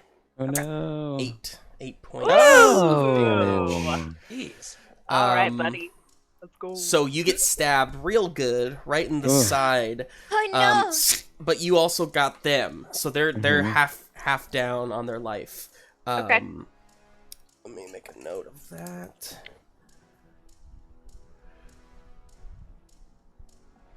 Okay. Cool. Who are you passing it to, Kira? All right, Emma, are you ready? Go for it, Emma. Skipper. All right. So I rolled a 12 with the D8 effect, and Skipper doesn't know what these tentacles coming out of her back really do. So I think the stunt is she's just gonna like turn around and like face them towards whichever Menagerum are closest to her, and she knows that Ogrum had those like bubbles that were able to kind of Balderrock had these bubbles that were able to kind of stop people and freeze them and nullify any threats, and she's hoping that maybe these tentacles will do something similar that can nullify the Menagerum who are coming towards them. Amazing. I'm gonna give you this for free real quick, Skipper. You think that, and you turn around and you focus and you do that, and you open your eyes. Nothing came out by any means. However, as you kind of think, crap, what am I gonna do now? You look down. You can't see yourself. You can't see your own body. You remember that one of Balderak's other powers was that of invisibility, of camouflage. And you are now invisible. Ooh, cool. I will let you do what you want with that. Again, I said that was for free as you kind of discover what the power does. Take your turn however you want to now. I think I'm just gonna use my net gun and just like point it at the Menagerum and in a very Skipper fashion, try to like zoom around them to tie the two together with using like the net and the rope from the net gun. Okay, trying to tie two. Yeah, cool. Okay, make the roll for that. So is that what my D12 or my 12 and my D8 effect would be that I rolled for my stunt? Or is that... Because you said you gave me the invisibility for free. Yes. So, okay. Yeah, the D8 from your stunt can be added to this. And... What was the D12? So I rolled... So I have a 12 with a D8 effect was the original roll that I rolled for whatever... For what the stunt I'm trying to do. That's great. Yeah, no, keep that. That's great. Okay. So I will roll against that. 9. I'm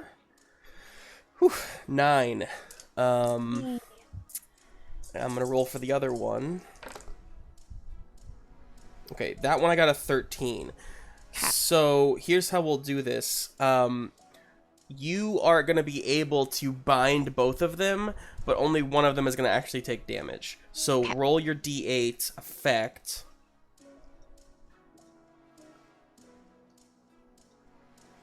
4 points of damage on one. The other one is still at 8, but both of them are wrapped up. If anybody's watching, it's just like you can't see what's happening to them, but all of a sudden they're all tied up with rope that's just like going around them. Amazing. Yeah, that's Skipper. You gonna pass it? And I'll pass it to Chomper. Chomper. Love it. Okay. So I had the stunt that I bought from you, from that one. What I have currently is a 13 with a D8 effect. Who's still standing in terms of Menagerum? We've only taken down 2 of them fully. Sorry. Yeah, one's half so down. 2 are tied together with Skipper. 1 is in combat with Kira, and there's 3 more that have not really been touched. You've taken 2 down total. So there was 8, now there's 6. Great. Well, what I'm gonna do is, Mr. Crab, can you fastball special?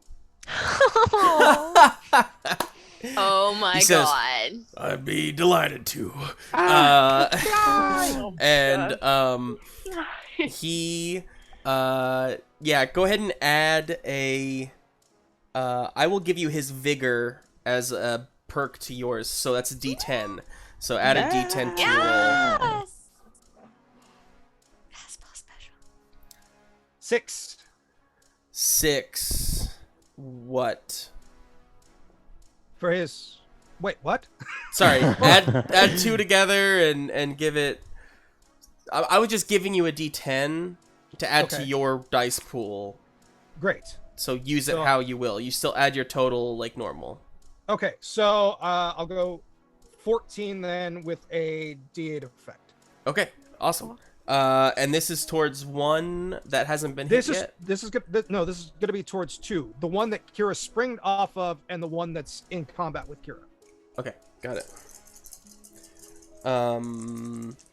Do you have any specific like special effects that allow you to hit 2 people at once?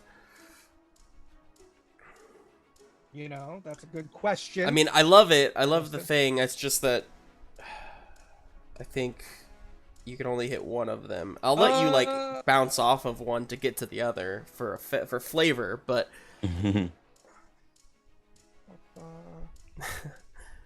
Technically, with the wings, it's still unarmed damage. So that's with my one-man army. Yeah. When attacking, deal extra damage. Does the extra damage have to be the thing I'm attacking, or can it be to another thing? I guess I'll allow it. It's fine. Okay. You're basically only gonna roll one effect, or whatever you roll, you're gonna have to split it up. You can't like for some area effects, it tells you to roll extra effect die, one for each person. But for this, you'll just split it up how you like. So, okay. So the first guy got a 13. Go with the D8. Second one got an 11, and I got a 1. If anybody wants to buy that. Okay, you got a what? Let me roll my effect die. You got a 14. So, yeah, both of them get hit. So, roll your effect, add any of your perks. My effect die was 2. Damn. Okay. Okay. I'll buy your one, Justin, if nobody else wants it. Sure. Okay. Sure thing. Can I spend another plot point for anything? You can, if you want, you can replace your effect die with one of your heroic die. With a plot point. Okay. And I'll let you re-roll it for fun. For funsies? For funsies. Mm-hmm.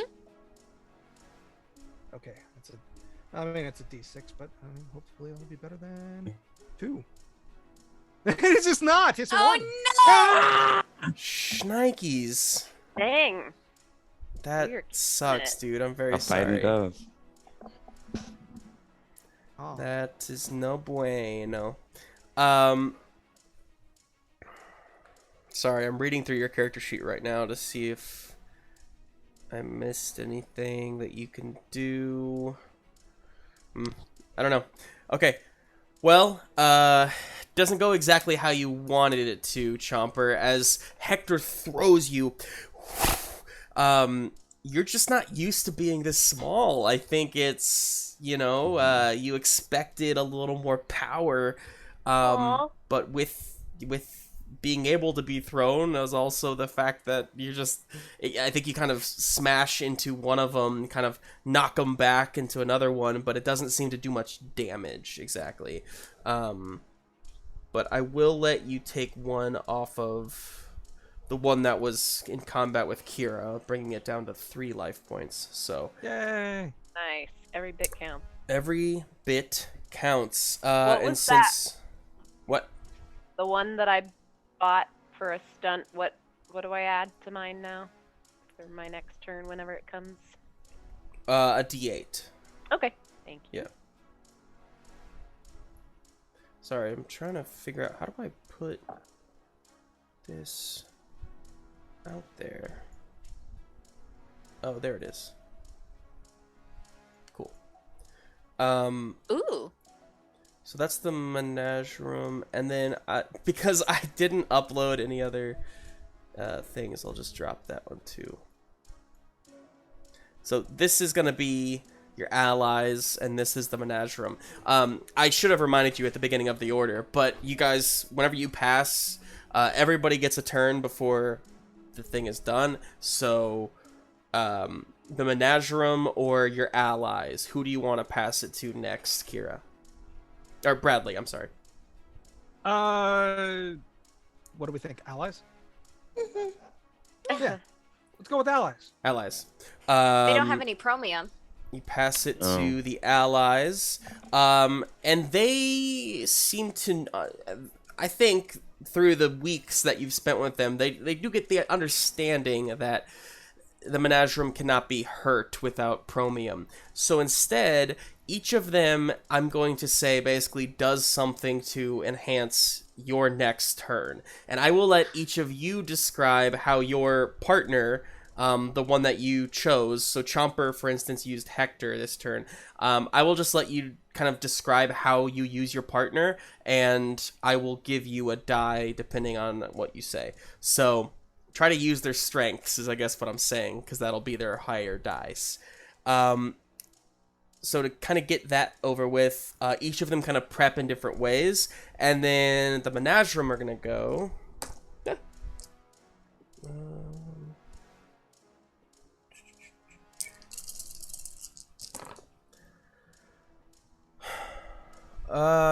Okay, the one attacking Kira, I got an 11, so roll a reaction to that, Kira.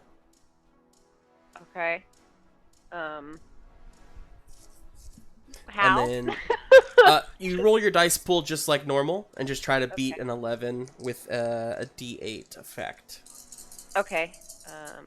While you do that, I'm gonna keep going. Oh man, 2 1s on the one that is attacking, or the one that I guess Chomper tried to attack and is now coming for Baby Chomp. 2 1s on that one if anybody wants them. And then I got a 13 with a D8 on that one, Chomper. So roll against that one for me. I will take that one. Awesome. Okay. Yeah. Back down to 0.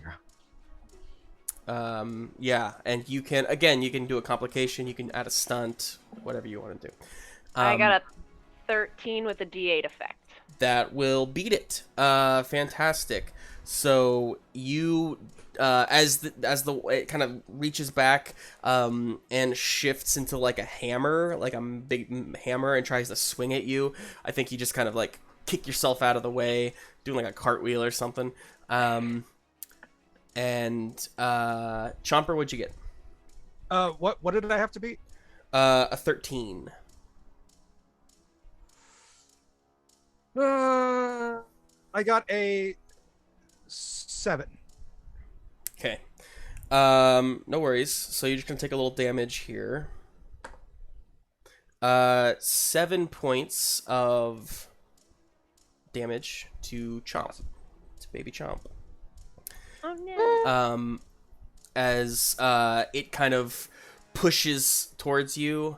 I think from its chest, just like a few like spikes kind of shoot out from its chest and kind of poke Baby Chomp, or Toddler Chomp, I guess.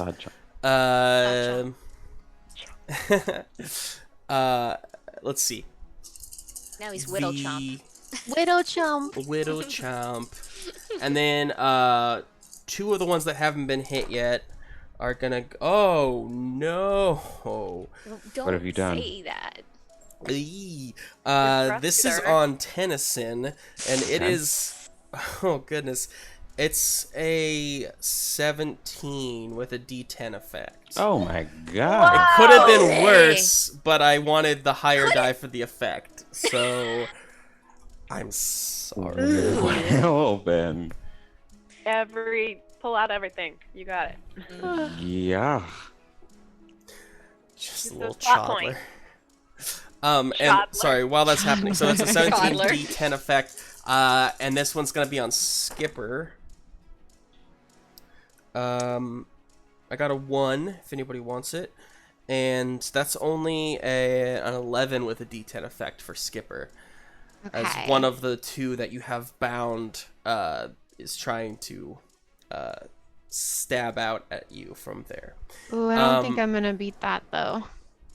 No, I didn't at all. I was disastrously defeated. Yeah, I do not beat that attack against me. Can you steal his 1? And I rolled a 1. Okay. Can you- 1? I will pay you a plot point for your 1, Emma. Okay. I also have a 1. Okay. I will pay you for 1 as well. So I'm getting wrecked. basically, Tennison. So sorry, I was distracted. Emma, what'd you roll? I got a 5 with a That's D6 you. effect. Bless Sorry. him. D6 effect. Okay. Okay. So that's That was just to like get away. So that's gotcha. So because I paid you 1, I'm gonna take your. What'd you roll a 1 on? I rolled a 1 on a D8. Okay, so I'm gonna roll these 2 to cause damage on you. Oh. 13 points of damage on you, Skipper. That's bad. And Tennison, what'd you get? 9 with a D8 effect. Hard to beat a 17. Okay, and what'd you roll your one on? A D6. D6. Okay, Tennison got lucky. That's only 7 points from those 2 dice. 7 points of damage on 10. And then finally, the last one is coming for Milo.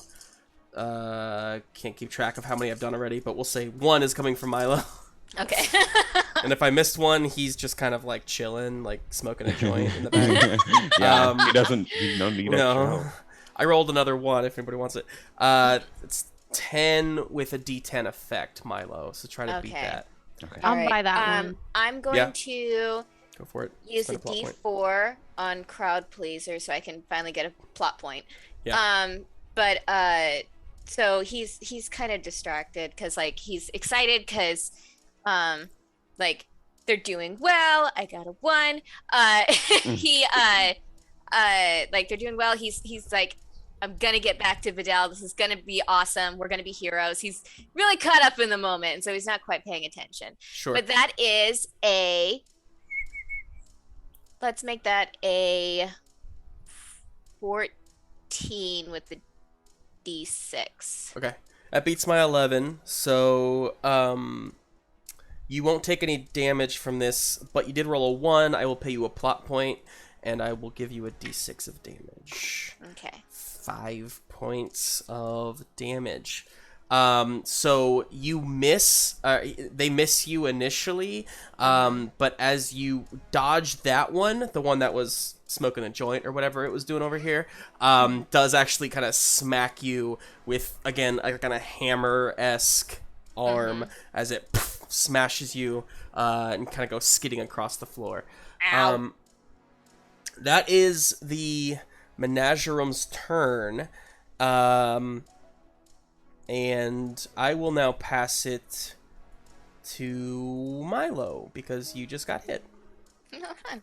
All right. Well, so Milo got whacked and he goes rolling back. It hurts, but he jumps back up and he's going to look at Shay and he's going to say, "Can you give me an alley-oop?" And if she could put her basket of her hands together and flip him up in the air. Okay. So that I he will allow it if Annie, are you okay switching? Oh, Alice with the people that we it could only be with the person we were paired off with. I mean, I Okay, was just I can that way change. you guys could just like know exactly like in your head already what you could do or what they could do with that person. But no, that's if fine. not everybody thought that, then I'm happy to just switch No, that I up. can switch. Annie, if you were going to It use can- Shay, I can switch. Dresden I can was, still lift but I- you up, Milo. No, I'll do Dresden instead. Dresden's totally cool. I'll You're use still Dresden instead. small enough. They can, in fact, they could probably get you higher just because they Yeah. can elongate.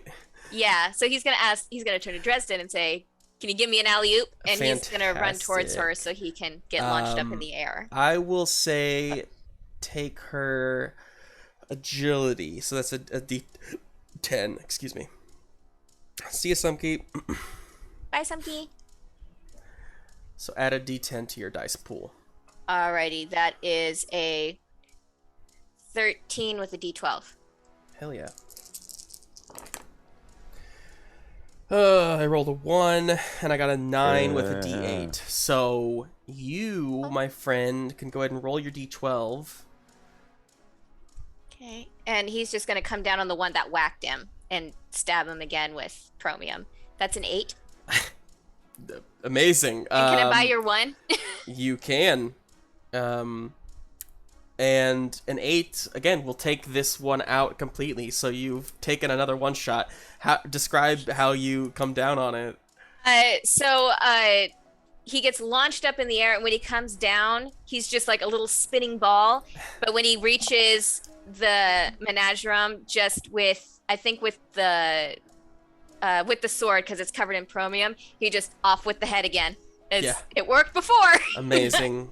You do. And the chromium blade slices through the chromium body, and it just disintegrates.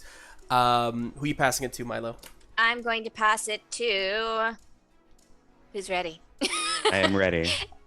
Tennison. So Tennison, after getting rocked by one of those Menagerum, remembers something, flies back over to Ebley and says, hey, so this little thing I made you has a couple extra tricks in it that I never told you about. Oh boy. Hells. Yes, keep going.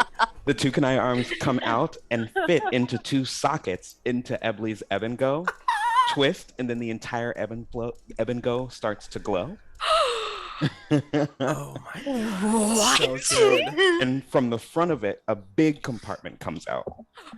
And Tennison said, I never thought that you would ever actually have to fight, but just in case you did, when I replaced the dust shot that I was using with the better one I found, I put the parts for that one in here. I think if I put all of them together, it should be a really, really big dust bullet.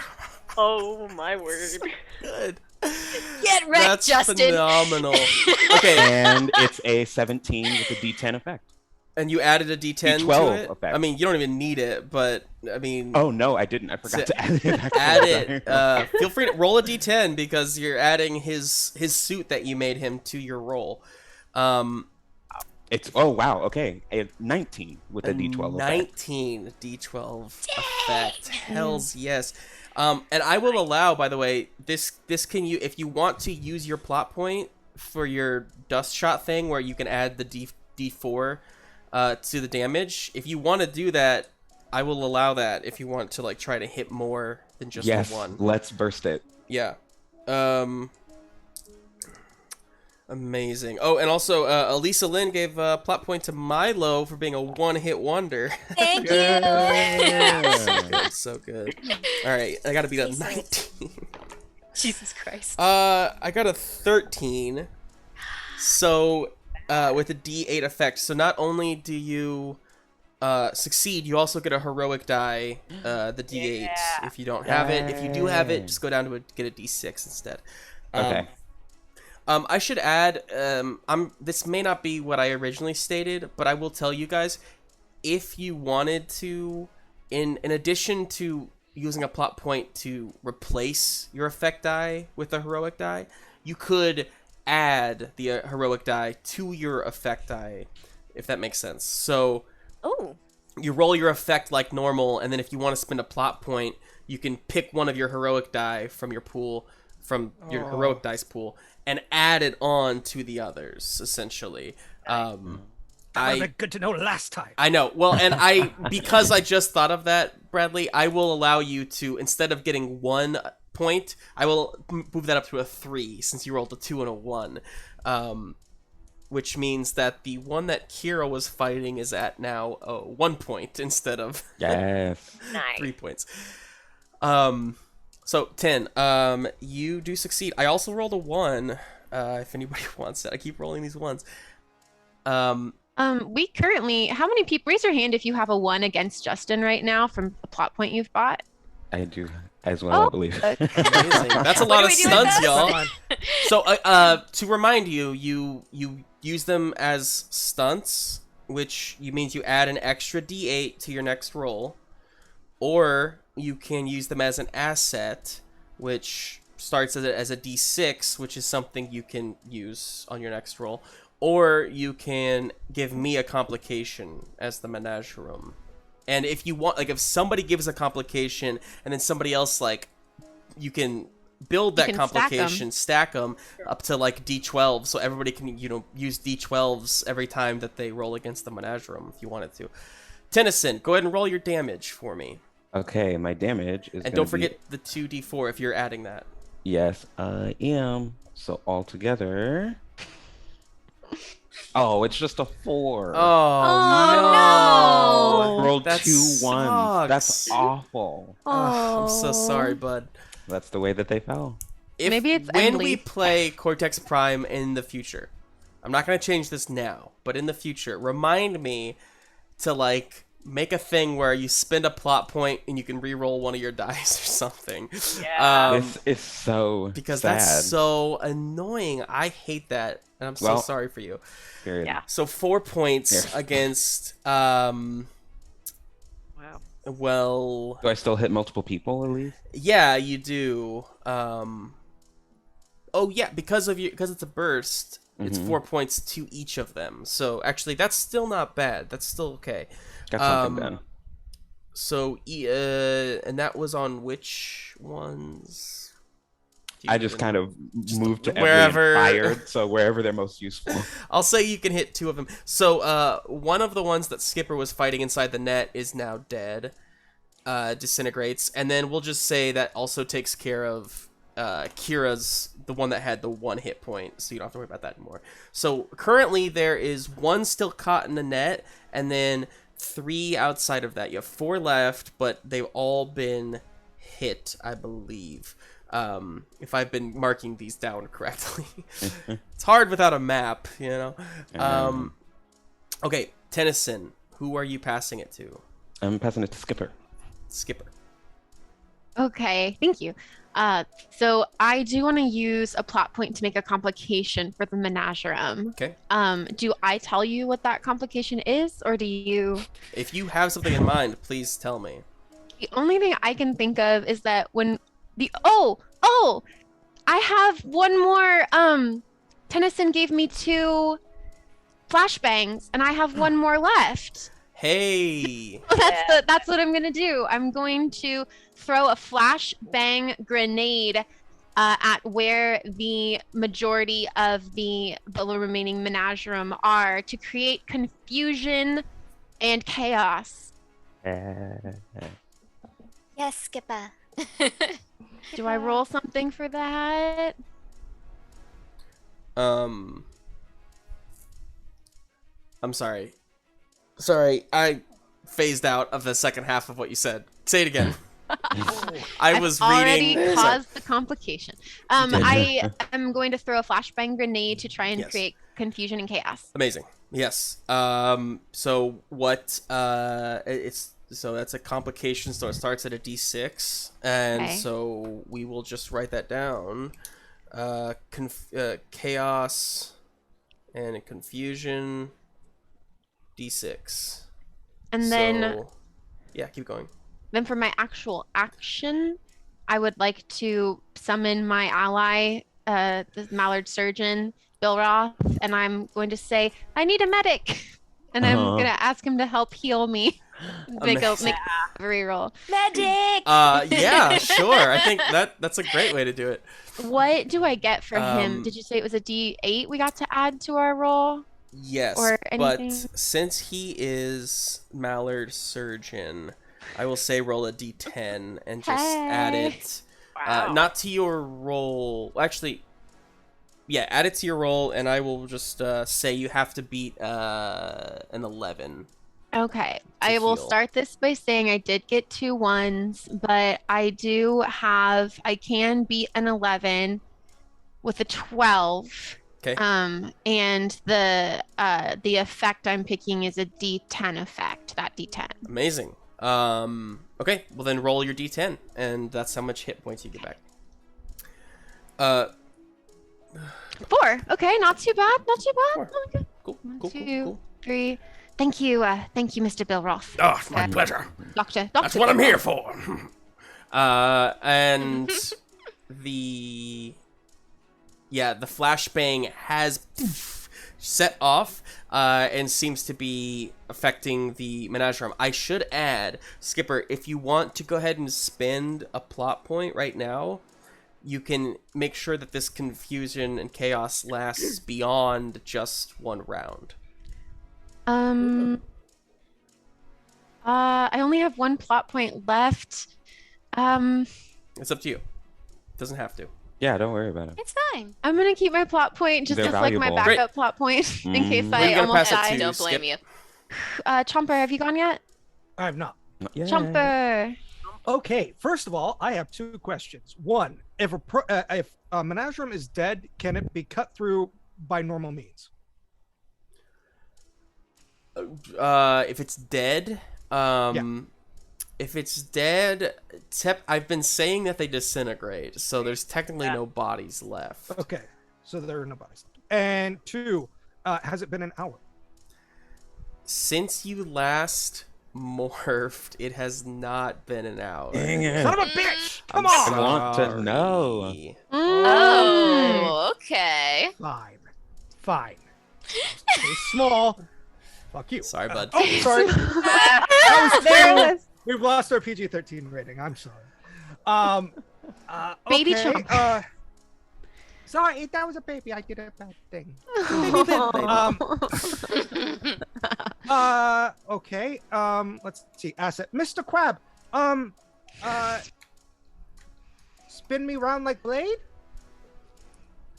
Yeah. All right, Chomper. He kind of scuttles over to you and grabs you and spins you around, swings you. Yeah, Okay. because wings are metal and all of that stuff. Amazing. And as you have the thought to do that, Chomper, I will say the metal kind of does like case you in certain ways so that you're not taking damage from this. So like your head is kind of like got a metal dome, and your fists are metal, and there's just kind of like little pieces of you that like you can damage Yay. Okay, let's see here. with. Okay. I got a 15 with a D8 effect, but I did get a 1.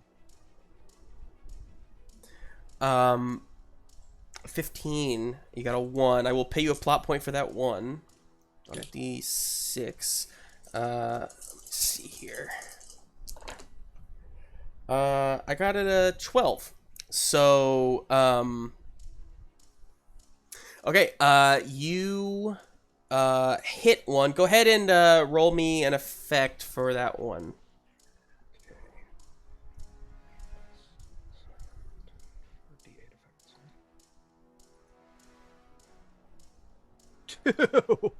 Come on! We cannot get things done today. It's okay. We're doing great. We're doing good. We're doing good. Okay, you do 2 points of damage on this one. They're almost down. You also, Chomper, had, or did you not? Did you spend a plot point to get one of the opportunities last time, or no? Were you one of the people who raised your hands? I can't keep track. I don't think so. No. No, I think it's Okay, just Emma, great. Darrington, Annie, and me. Okay, great. So it's just everyone else. Got it. Chomper, you, oh, I should have mentioned, I don't think it'll make a difference for you because it would have been a D6, but you should have been able to roll an extra D6 from Skipper's complication. On the that's right. on your initial roll. So feel free to do that real quick and just see if you can get. I don't think you can, but It's a 3. yeah, it wouldn't have made a difference. Okay. Mhm. Great. Who you gonna pass it to? Kira or the Menagerum? Well, of course the Menagerum. No. I will say, if you pass it to the Menagerum now, and then to Kira, you guys can get there's an extra turn. At the end of each round, the Menagerum could pass it to themselves again, so they could take 2 turns in a row. I just want that to be aware of you guys. Oh. If we're passing the energy around, so if you make the Menagerum go last, they get to choose who goes first in the next round, and they could pass it to right. themselves. Just so you know. Oh, that's genius. Yeah. All right. How diabolical. Then I mean, I'm not saying they will. Yeah, I'm just go saying ahead. they could. I'll pass it to the Menagerum. Go for it. All right. There's Stupid game. Somebody needs to teach the Menagerum about sharing. Sharing is caring, and we all need to take turns. okay. 9 with a D8 effect on Kira. Make a reaction against that. Okay. Oh God, another 1. 8 with a D8 effect on Skipper, the one inside the net. And then a 13 with a D8 against Chomper. I think there's only 3 left. Oh. No, there was 4 left. It's an 11 with a D8 against Milo. Tennison's harder to hit because he's flying around. So am I. It's true, but you're currently being swung. What was mine? Oh my god, I don't remember. That's why I tried to tell them to you guys, because I can't keep track. Anybody in the comments, did somebody get that? What was the last read? Yes, 12. Okay, well, I got a 17 I think it was with like a D10. a 11 or something. A 17 definitely beat anything I rolled, so that's fine. Let's go down the line back in the order I went. Kira, what'd you get? Yes, Emma. You rolled a 9 with a D8, and I rolled a 14 with a D12 effect. 14 is 5 more, so Yes, you it get is. a D. Is it from the effect die or from the highest die rolled? It should be the highest die rolled, I think. So you get a D10 heroic die if you don't have one. All right. And you completely avoid the hit. Moving on to Skipper.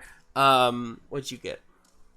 I got a 17 with a D12 effect. Hells yeah.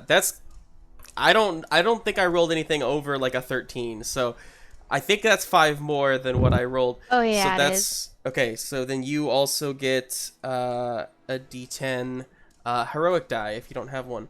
Hells yeah. And you didn't roll any ones, so you don't take Not any this damage. time. You just kind of like maneuver out of the way. Chomper.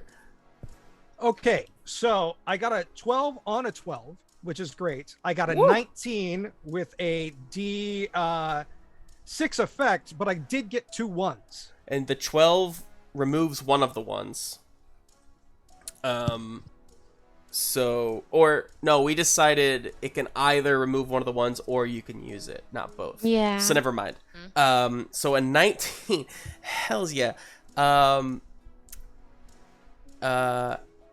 Okay, that's also worthy of a heroic die. So a D10 heroic for you. You guys rolled really well on these reactions. Yeah, defense. I will, however, give you 2 plot points to take those 2. That's gonna be a D10 of damage coming your way. Ooh, 9 points of damage for Stop Chomper. hitting our baby. I'm sorry. It's fine. It's fine. Where are you at now, Chomp? That's a good question. And moving on to Milo. And I rolled a 10 on a 10. 10 on a 10. So, I'm at 8 hit points currently. Baby! okay, 10 on 8. 10. Good. So you, wait, 10 on a 10. What are you saying? Hey, I rolled a D10. I rolled a 10 on a D10. Okay. What's I your don't know total? if that does anything. Oh, but... it only takes away Oh, ones only if takes you away roll 1. ones. That's right. Yeah. That's right. Okay. But yeah, 17 with a D10. Okay. With a D10 effect. Jeez. Okay. Fantastic. Yeah, that's another, we'll just say D10 heroic die for you, because I can't, I think I rolled, yeah, it was an 11 on you, so that's definitely 5 more. So you all escape, well, most of you escape these attacks, and they are forced to pass it to Kira. Yeah. Yes, Okay. Kira. I'm so bummed, though. I rolled 2 ones. Aw. One of those ones was the D8 that I think I accidentally added into my roll when I wanted to use it as an asset, though. Oh, so well I then- shouldn't have rolled it. That's fine. I'm sorry. That's fine. I get it. I shouldn't have. So I have one. Okay. And I rolled a 11 with a D8 effect. And so here's my idea. I want to Shay to like both of us charge this Menagerum and her to like jump on its back and try to hold its arms while I like bring my arm down and try to like break off the arms. Yeah, sure. Well, with that in mind, I will let you use her vigor, which is a D10. So add a D10 to your roll. Okay. And see if that helps you at all. Let's see if that helps. That's a 3. Damn. So it's an 11 unless you want to spend a plot point to boost it higher, and you can add another 3 to it to bring it up to a 14, but it's up to you. Yeah. Let's do that. Why not? Also you can add a D6 because of Emma's complication. Oh. So you can roll another D6 and see if that helps. Okay. That's a 5. Okay, that's good. So that's a 13 instead of an 11. Let's do a 13, and can I make the D10 the effect? And let's do it that way. D10. Yeah, the 3. Yeah, for sure. Okay. So a 13 with a D10 effect. Okay. I also rolled a 13. Ooh. And I What's your effect? believe I always forget what we decide in Cortex. If you meet it, you beat it, right? Is that what it is? I don't know. I feel like if you've been watching this whole time, like if you're binge watching this sometime in the future, and you're like, this guy every episode he freaking forgets what he changes the it rules. probably goes back and forth. But for now, we'll just say you meet it, you beat it. That's fine. So. I can use my plot point to make it higher. I haven't added in another dice yet. No, I mean, I think meet it and beat it. That's Okay. what we're gonna go with. So, All go ahead and roll your effect, your D10. Okay. And so my thought here is... Oh, I will pay you a plot point for the 1, though. Sweet. So with the creating an asset with a D8 is my thought process is if we could break off one of its arms, shake and keep it and wield it against another against Menagerum, or is it disintegrated when it does that? It does disintegrate. However, I'll roll first. Okay, roll your effect die and let's see if it disintegrates. Come on, buddy. A 9. Okay, it definitely disintegrates. Couple things. First of all, yes, as you smash into it, your arms, your armor, your scaly armor, seems to like morph from your shoulders all the way down to your paws. So you have like metal paws as you push and like you just like punch. You're like a monk with like metal fists punching into this thing. It just disintegrates. You and Shay land next to each other. But I was sorry. You do before it disintegrates. You feel it kind of as you are on top of it pierce into your skin a bit. Your armor misses part of this. You have to take damage somehow. I guess Chromium can hit Chromium. You do take 6 points of damage from that 1 that you rolled. Okay. But you have defeated another one, so that leaves us with 3 that are incredibly harmed. What can I use for my asset of the D8, or should I save it since nothing really happened properly? That makes sense. Or should I just... Yeah, you should definitely claim it now. So just decide what you want your asset to be. It could be, I mean, it could be as simple as metal fists, and then you get to add that D8 to your roll every time. Let's do that. Let's do that. Okay, perfect. Great. Metal monks should be a game on song, right? Oh, Dark Plane DM, the reaction roll has to beat the action. Reaction roll has to beat the reaction. Okay, so that was right. So we said the attacker, if you meet it, you beat it, right? If you meet their reaction roll, then you beat them. Right? The reaction roll has to beat the action. Yeah. So Yeah. in order when you react, you have to get above the. Cool. Yeah. That makes sense. Okay. Thanks, Darkplane. Thank you. Okay. So, finishing up, you, who are you passing it to, Kira? Are we starting all over again? Mm-hmm. Yes. Who's ready? Anybody? Go, Milo. Okay. So how many Menagerum are you dealing with, Chomper? Just one, or Yeah, what's going on with Chomper? Because Chomper keeps getting hit. Chomper has one that he's dealing with right now. Okay, well, Milo hears that Chomper got hit again, and he's like, "Stop hitting the baby!" And so he's gonna run over there and try and stab that guy. Okay. Yeah. Oh, I rolled a. So if I use the 10 on the D10, can Yeah. I not use it to erase the 1, or does it erase the 1 and Correct. can I use it? No, just one or the other. One or the other? Okay. Oh, that's fine. We'll do that anyway. I'll take away the 1. And so that is a 14 with a D8 effect. Okay. And okay. They got an 8, so that is 5 higher. Do you already have a D10 heroic die? I do. Do Wait. you have a D8? Wait. No, I don't have a D10. Okay, we'll take a D10. And go ahead and roll your effect die.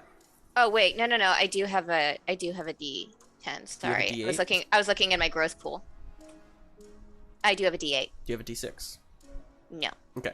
Just do Okay. D6. We'll just kind of We'll just go down the ranks. go down the ranks until Yeah. you get something, and if you don't have, then it's a sign you should use your heroic die more often. Yeah, no. I will use a plot point to use a heroic die, so I use that D10 instead of a D8. Oh, okay. Well, there you go. All right. Cool. So just roll a D10 Choo-choo-ka-choo. and herded it. 4. Perfect. Man. No, that's what you needed, actually. These guys are Oh. injured, so fantastic. How do you take them out? I think Milo, this time he's not jumping around or anything really. He just kind of ran. And so I think with both the legs, he just cuts the thing off at the knees and just so it falls over and Fantastic. smashes its own head in, I guess. Fantastic. Okay.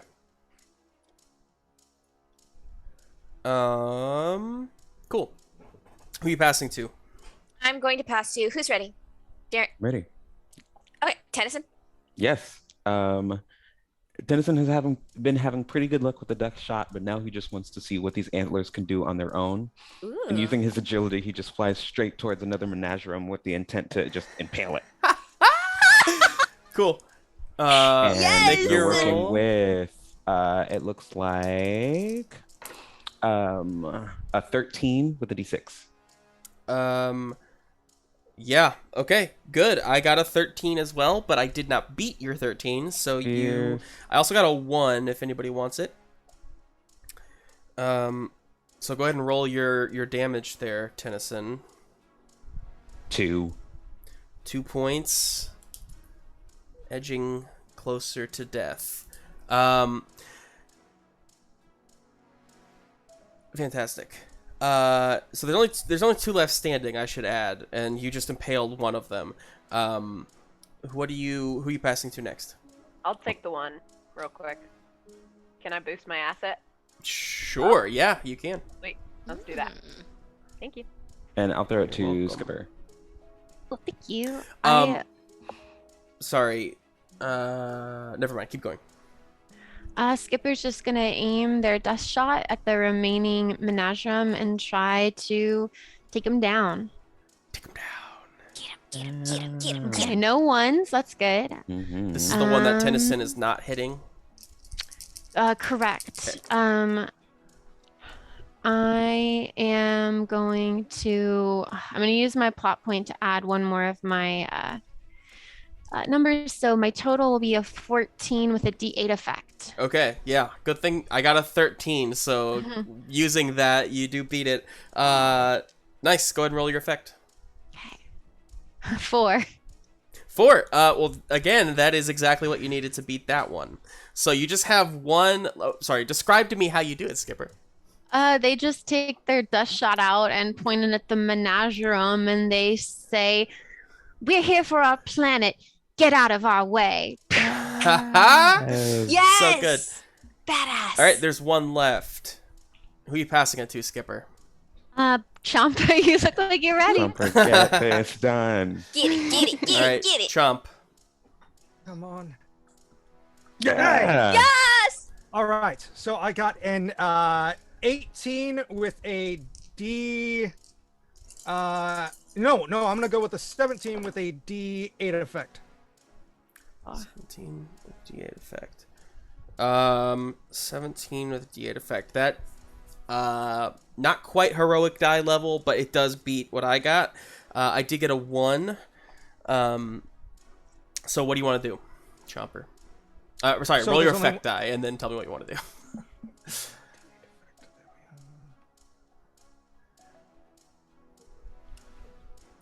No. You can use a plot point to add a heroic die to it. I'm gonna spend a plot point and add a heroic die because this is Unbelievable. This is messed up. What did he man. roll? He rolled a one. 1. Having a Sorry, bad yeah. day. The Oh, audience no. cannot see it, but he rolled a 1. Come on. Okay, I'm rolling a D12. Okay. Yeah. 11. Yeah. 11, so 12 points of damage. Chomper, you obliterate this final Menagerum. How does this work? I literally soar up as high as I can in the room and then just yell, "Ba-bomb!" And then just with my ass as fast as I can, just slam down on him. Because I'm still a big boy. So With metal shorts. So Chomper, when you go up in the air, boom, and the metal around you starts to shift, your wings grow a little larger, and you grow into preteen Chomper as your larger bottom smashes into the Menagerum. They are decimated out of this room. Chomper is now a preteen, and our battle is over for the moment. that's what you get, little bitch. Hey, language. You're not my real mom. With the battle, this battle coming to an end here, you go over to the screen, to the wall, full of information or whatnot. Each of you spies different things here. First of all, Tennison, you understand from looking at, you're less of what the planetary information that's coming in. You grasp that. Rather, you start looking at the pylons and exactly what's going on there. Chomper, I think, is a preteen and maybe isn't looking at the board right now. It's up to you. I'm looking at Kira. Oh, that's right. Oh boy, aren't we all? Kira is. What do you think Kira's looking at on the board, or not at the board? Yeah, after noticing the awkward tension, she gathers herself and she starts looking. What did you say is up there? Everything, pretty much, and anything? Yeah. It looks like there's information funneling in from all the different planets. What do you think Kira would be drawn to or searching for, in a way? Is there any kind of pattern, and does it show, like, I don't know, the purpose of what's going on at all? Sure. Like, why? Okay, you're looking for some sort of purpose. That's great. Yeah. Skipper, what do you think you're looking at or doing? I don't think any of those numbers are going to mean anything to Skipper. I think they're looking around to see if there's anything else in this room that we haven't noticed yet. Cool. And then Milo, what about you? Milo's looking for if there's any information on where the cave might be or the other officers might be Absolutely. that were up in space. That is fantastic. So Chomper is adorably looking at Kira. Kira, you look up towards. You're looking at this. So looking at the different information coming in, it seems like you definitely had the right insight. They are not like this. The Menagerum are not just collectors of planets for merely for resources, though. It seems like they are collecting everything about these planets: their culture, their stories, their people, clearly, and just kind of every aspect about who they are, and somehow logging that information. Skipper, you look around the room. There's nothing really, just like the hallway. It's like nothing is like here without purpose. There's not just some like crates over on the side with like random stuff in them. Oh, There's, what's up? do any of the Menagerum have anything on them? So the Menagerum have just kind of Oh, that's disintegrated. right. So there's no bodies at all. There's no blood. There's no ash. There's nothing. They just disintegrated into like particles in the air, and that's it.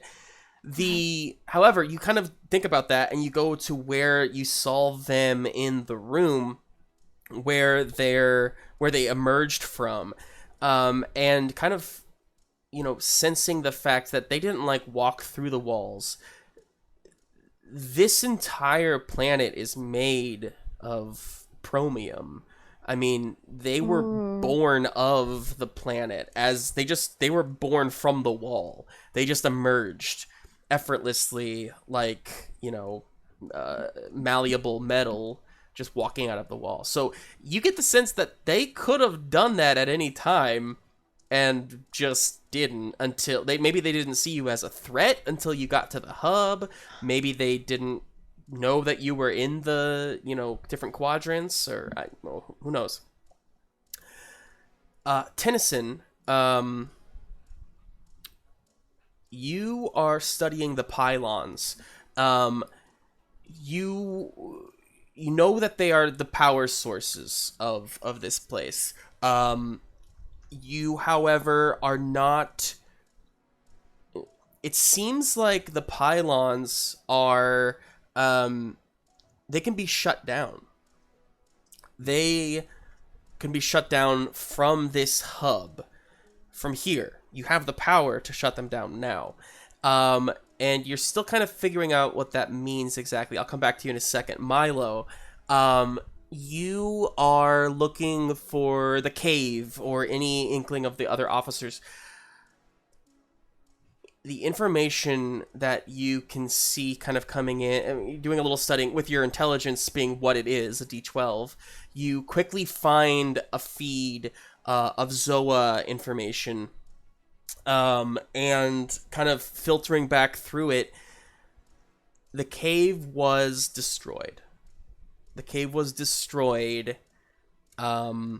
shortly after Zoa in all of its entirety was bamfed into this pocket dimension. They destroyed the cave completely.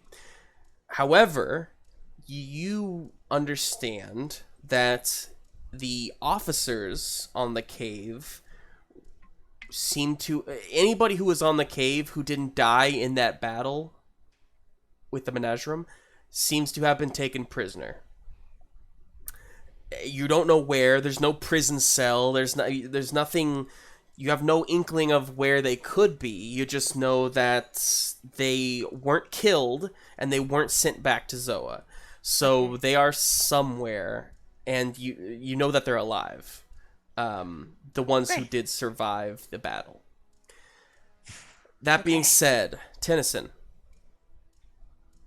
with these pylons, there's two things. Number one, you have the power to shut down the entire planet for a short period of time. I say that because you know that as soon as you do that, there's a red alert that's going to go off, and all of you and your your crew and everything, I mean, there's probably not a good chance that you'd make it out. It out. But you could effectively shut the planet down, and if you are correct in thinking, which who knows if Tennison trusts himself, that's up to you to decide. That should shut down the pocket dimensions, which would effectively send every planet back to where it was originally. Oh. You could save Zoa right now, Tennison, Well, at the cost of you not going back with it.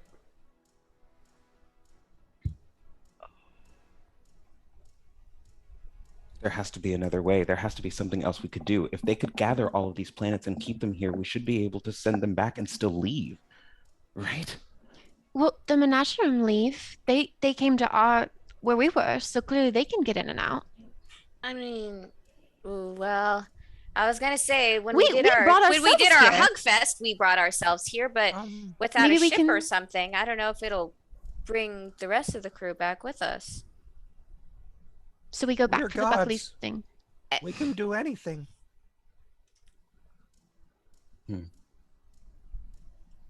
Well, that's not the craziest thing I've heard in the last 24 hours.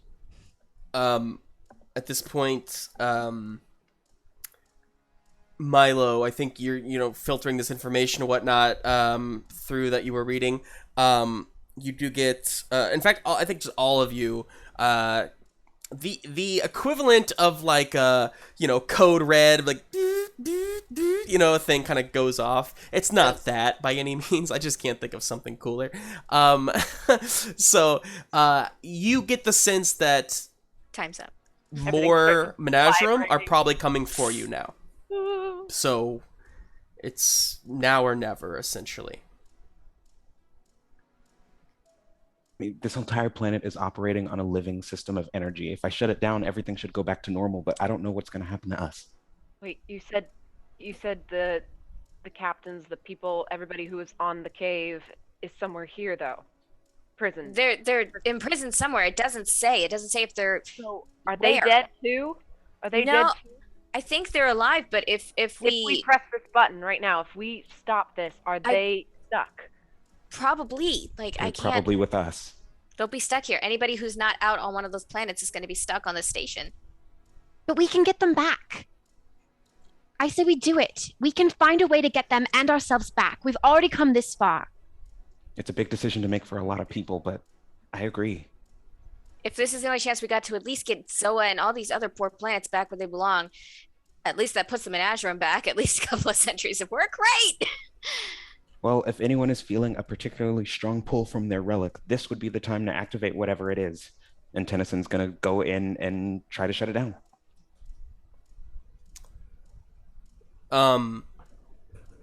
Tennison, you start communicating with this computer. Essentially, your Promium self starts to kind of pull out, cover your Tukanai digits as you start to kind of honestly, there's no really no typing involved. You just kind of like press up against, and it's all kind of like this mindscape of like flipping through things and calculating and whatnot.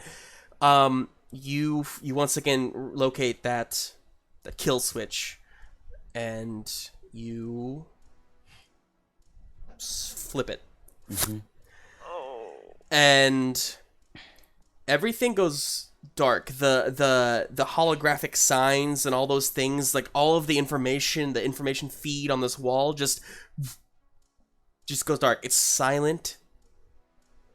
It's so quiet. And in that moment, you feel or see Menagerum. Just dozens, about like 18, step out from the walls and surround you around this, like, kind of, they have you surrounded basically, you and your crew. And almost as one, they speak for the first time you've ever seen them, but their mouths aren't moving. They don't have mouths. They just have like mannequin-esque faces. And there's this voice coming, and it says, "Come." And with that, they all turn and start walking away from you. A few are kind of like still there, like almost as if they're expecting you to follow. What do you all do? I think it's taking us to the mind. Milo's gonna follow. Follow too. Me Yeah. too. Don't no have way any we other could- plans. No way we could fight that many. We could kill them all. Kid, I like your gumption, but I don't think so. Okay. So all of you are brought forth. The ones in the back seem to cordon off your crew, and they move them aside from the five of you, and you're kind of being ushered different ways down the hallway. Whoa, hang on. Whoa. As you stop, one of them, or they all kind of stop and look towards you, Milo, and they say, "Children of Promium, come." It's an exclusive invite. What are you gonna do with them? No response. Shay, kind of looking through, just says, "It's all right. I'll protect him." All right. Go get the answers you need. Damn it. All right. Let's go. We'll come back. You're ushered different ways. You all walk into a chamber that like closes behind you and then opens in front of you, and it was one of those situations where like kind of felt fast, like you're moving fast again, and you stepped forward and you are in a completely different section of this planet. It feels very different. And out in front of you, you see a large chamber. It's huge. It's like this, like just, it's like a huge cylindrical chamber, the size of, like the stump back home, basically. Humongous, like the size, a campus size. However, it's not full. It's not, there's like open air. There's kind of walkways and whatnot that go to like this central core. And in that central core, you see,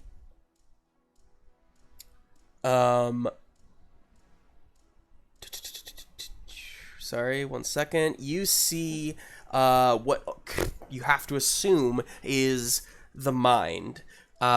This Promium-esque shell, like this like container in a way, inside of which is this kind of green liquid, and floating inside of it is a body, some sort of not metal being.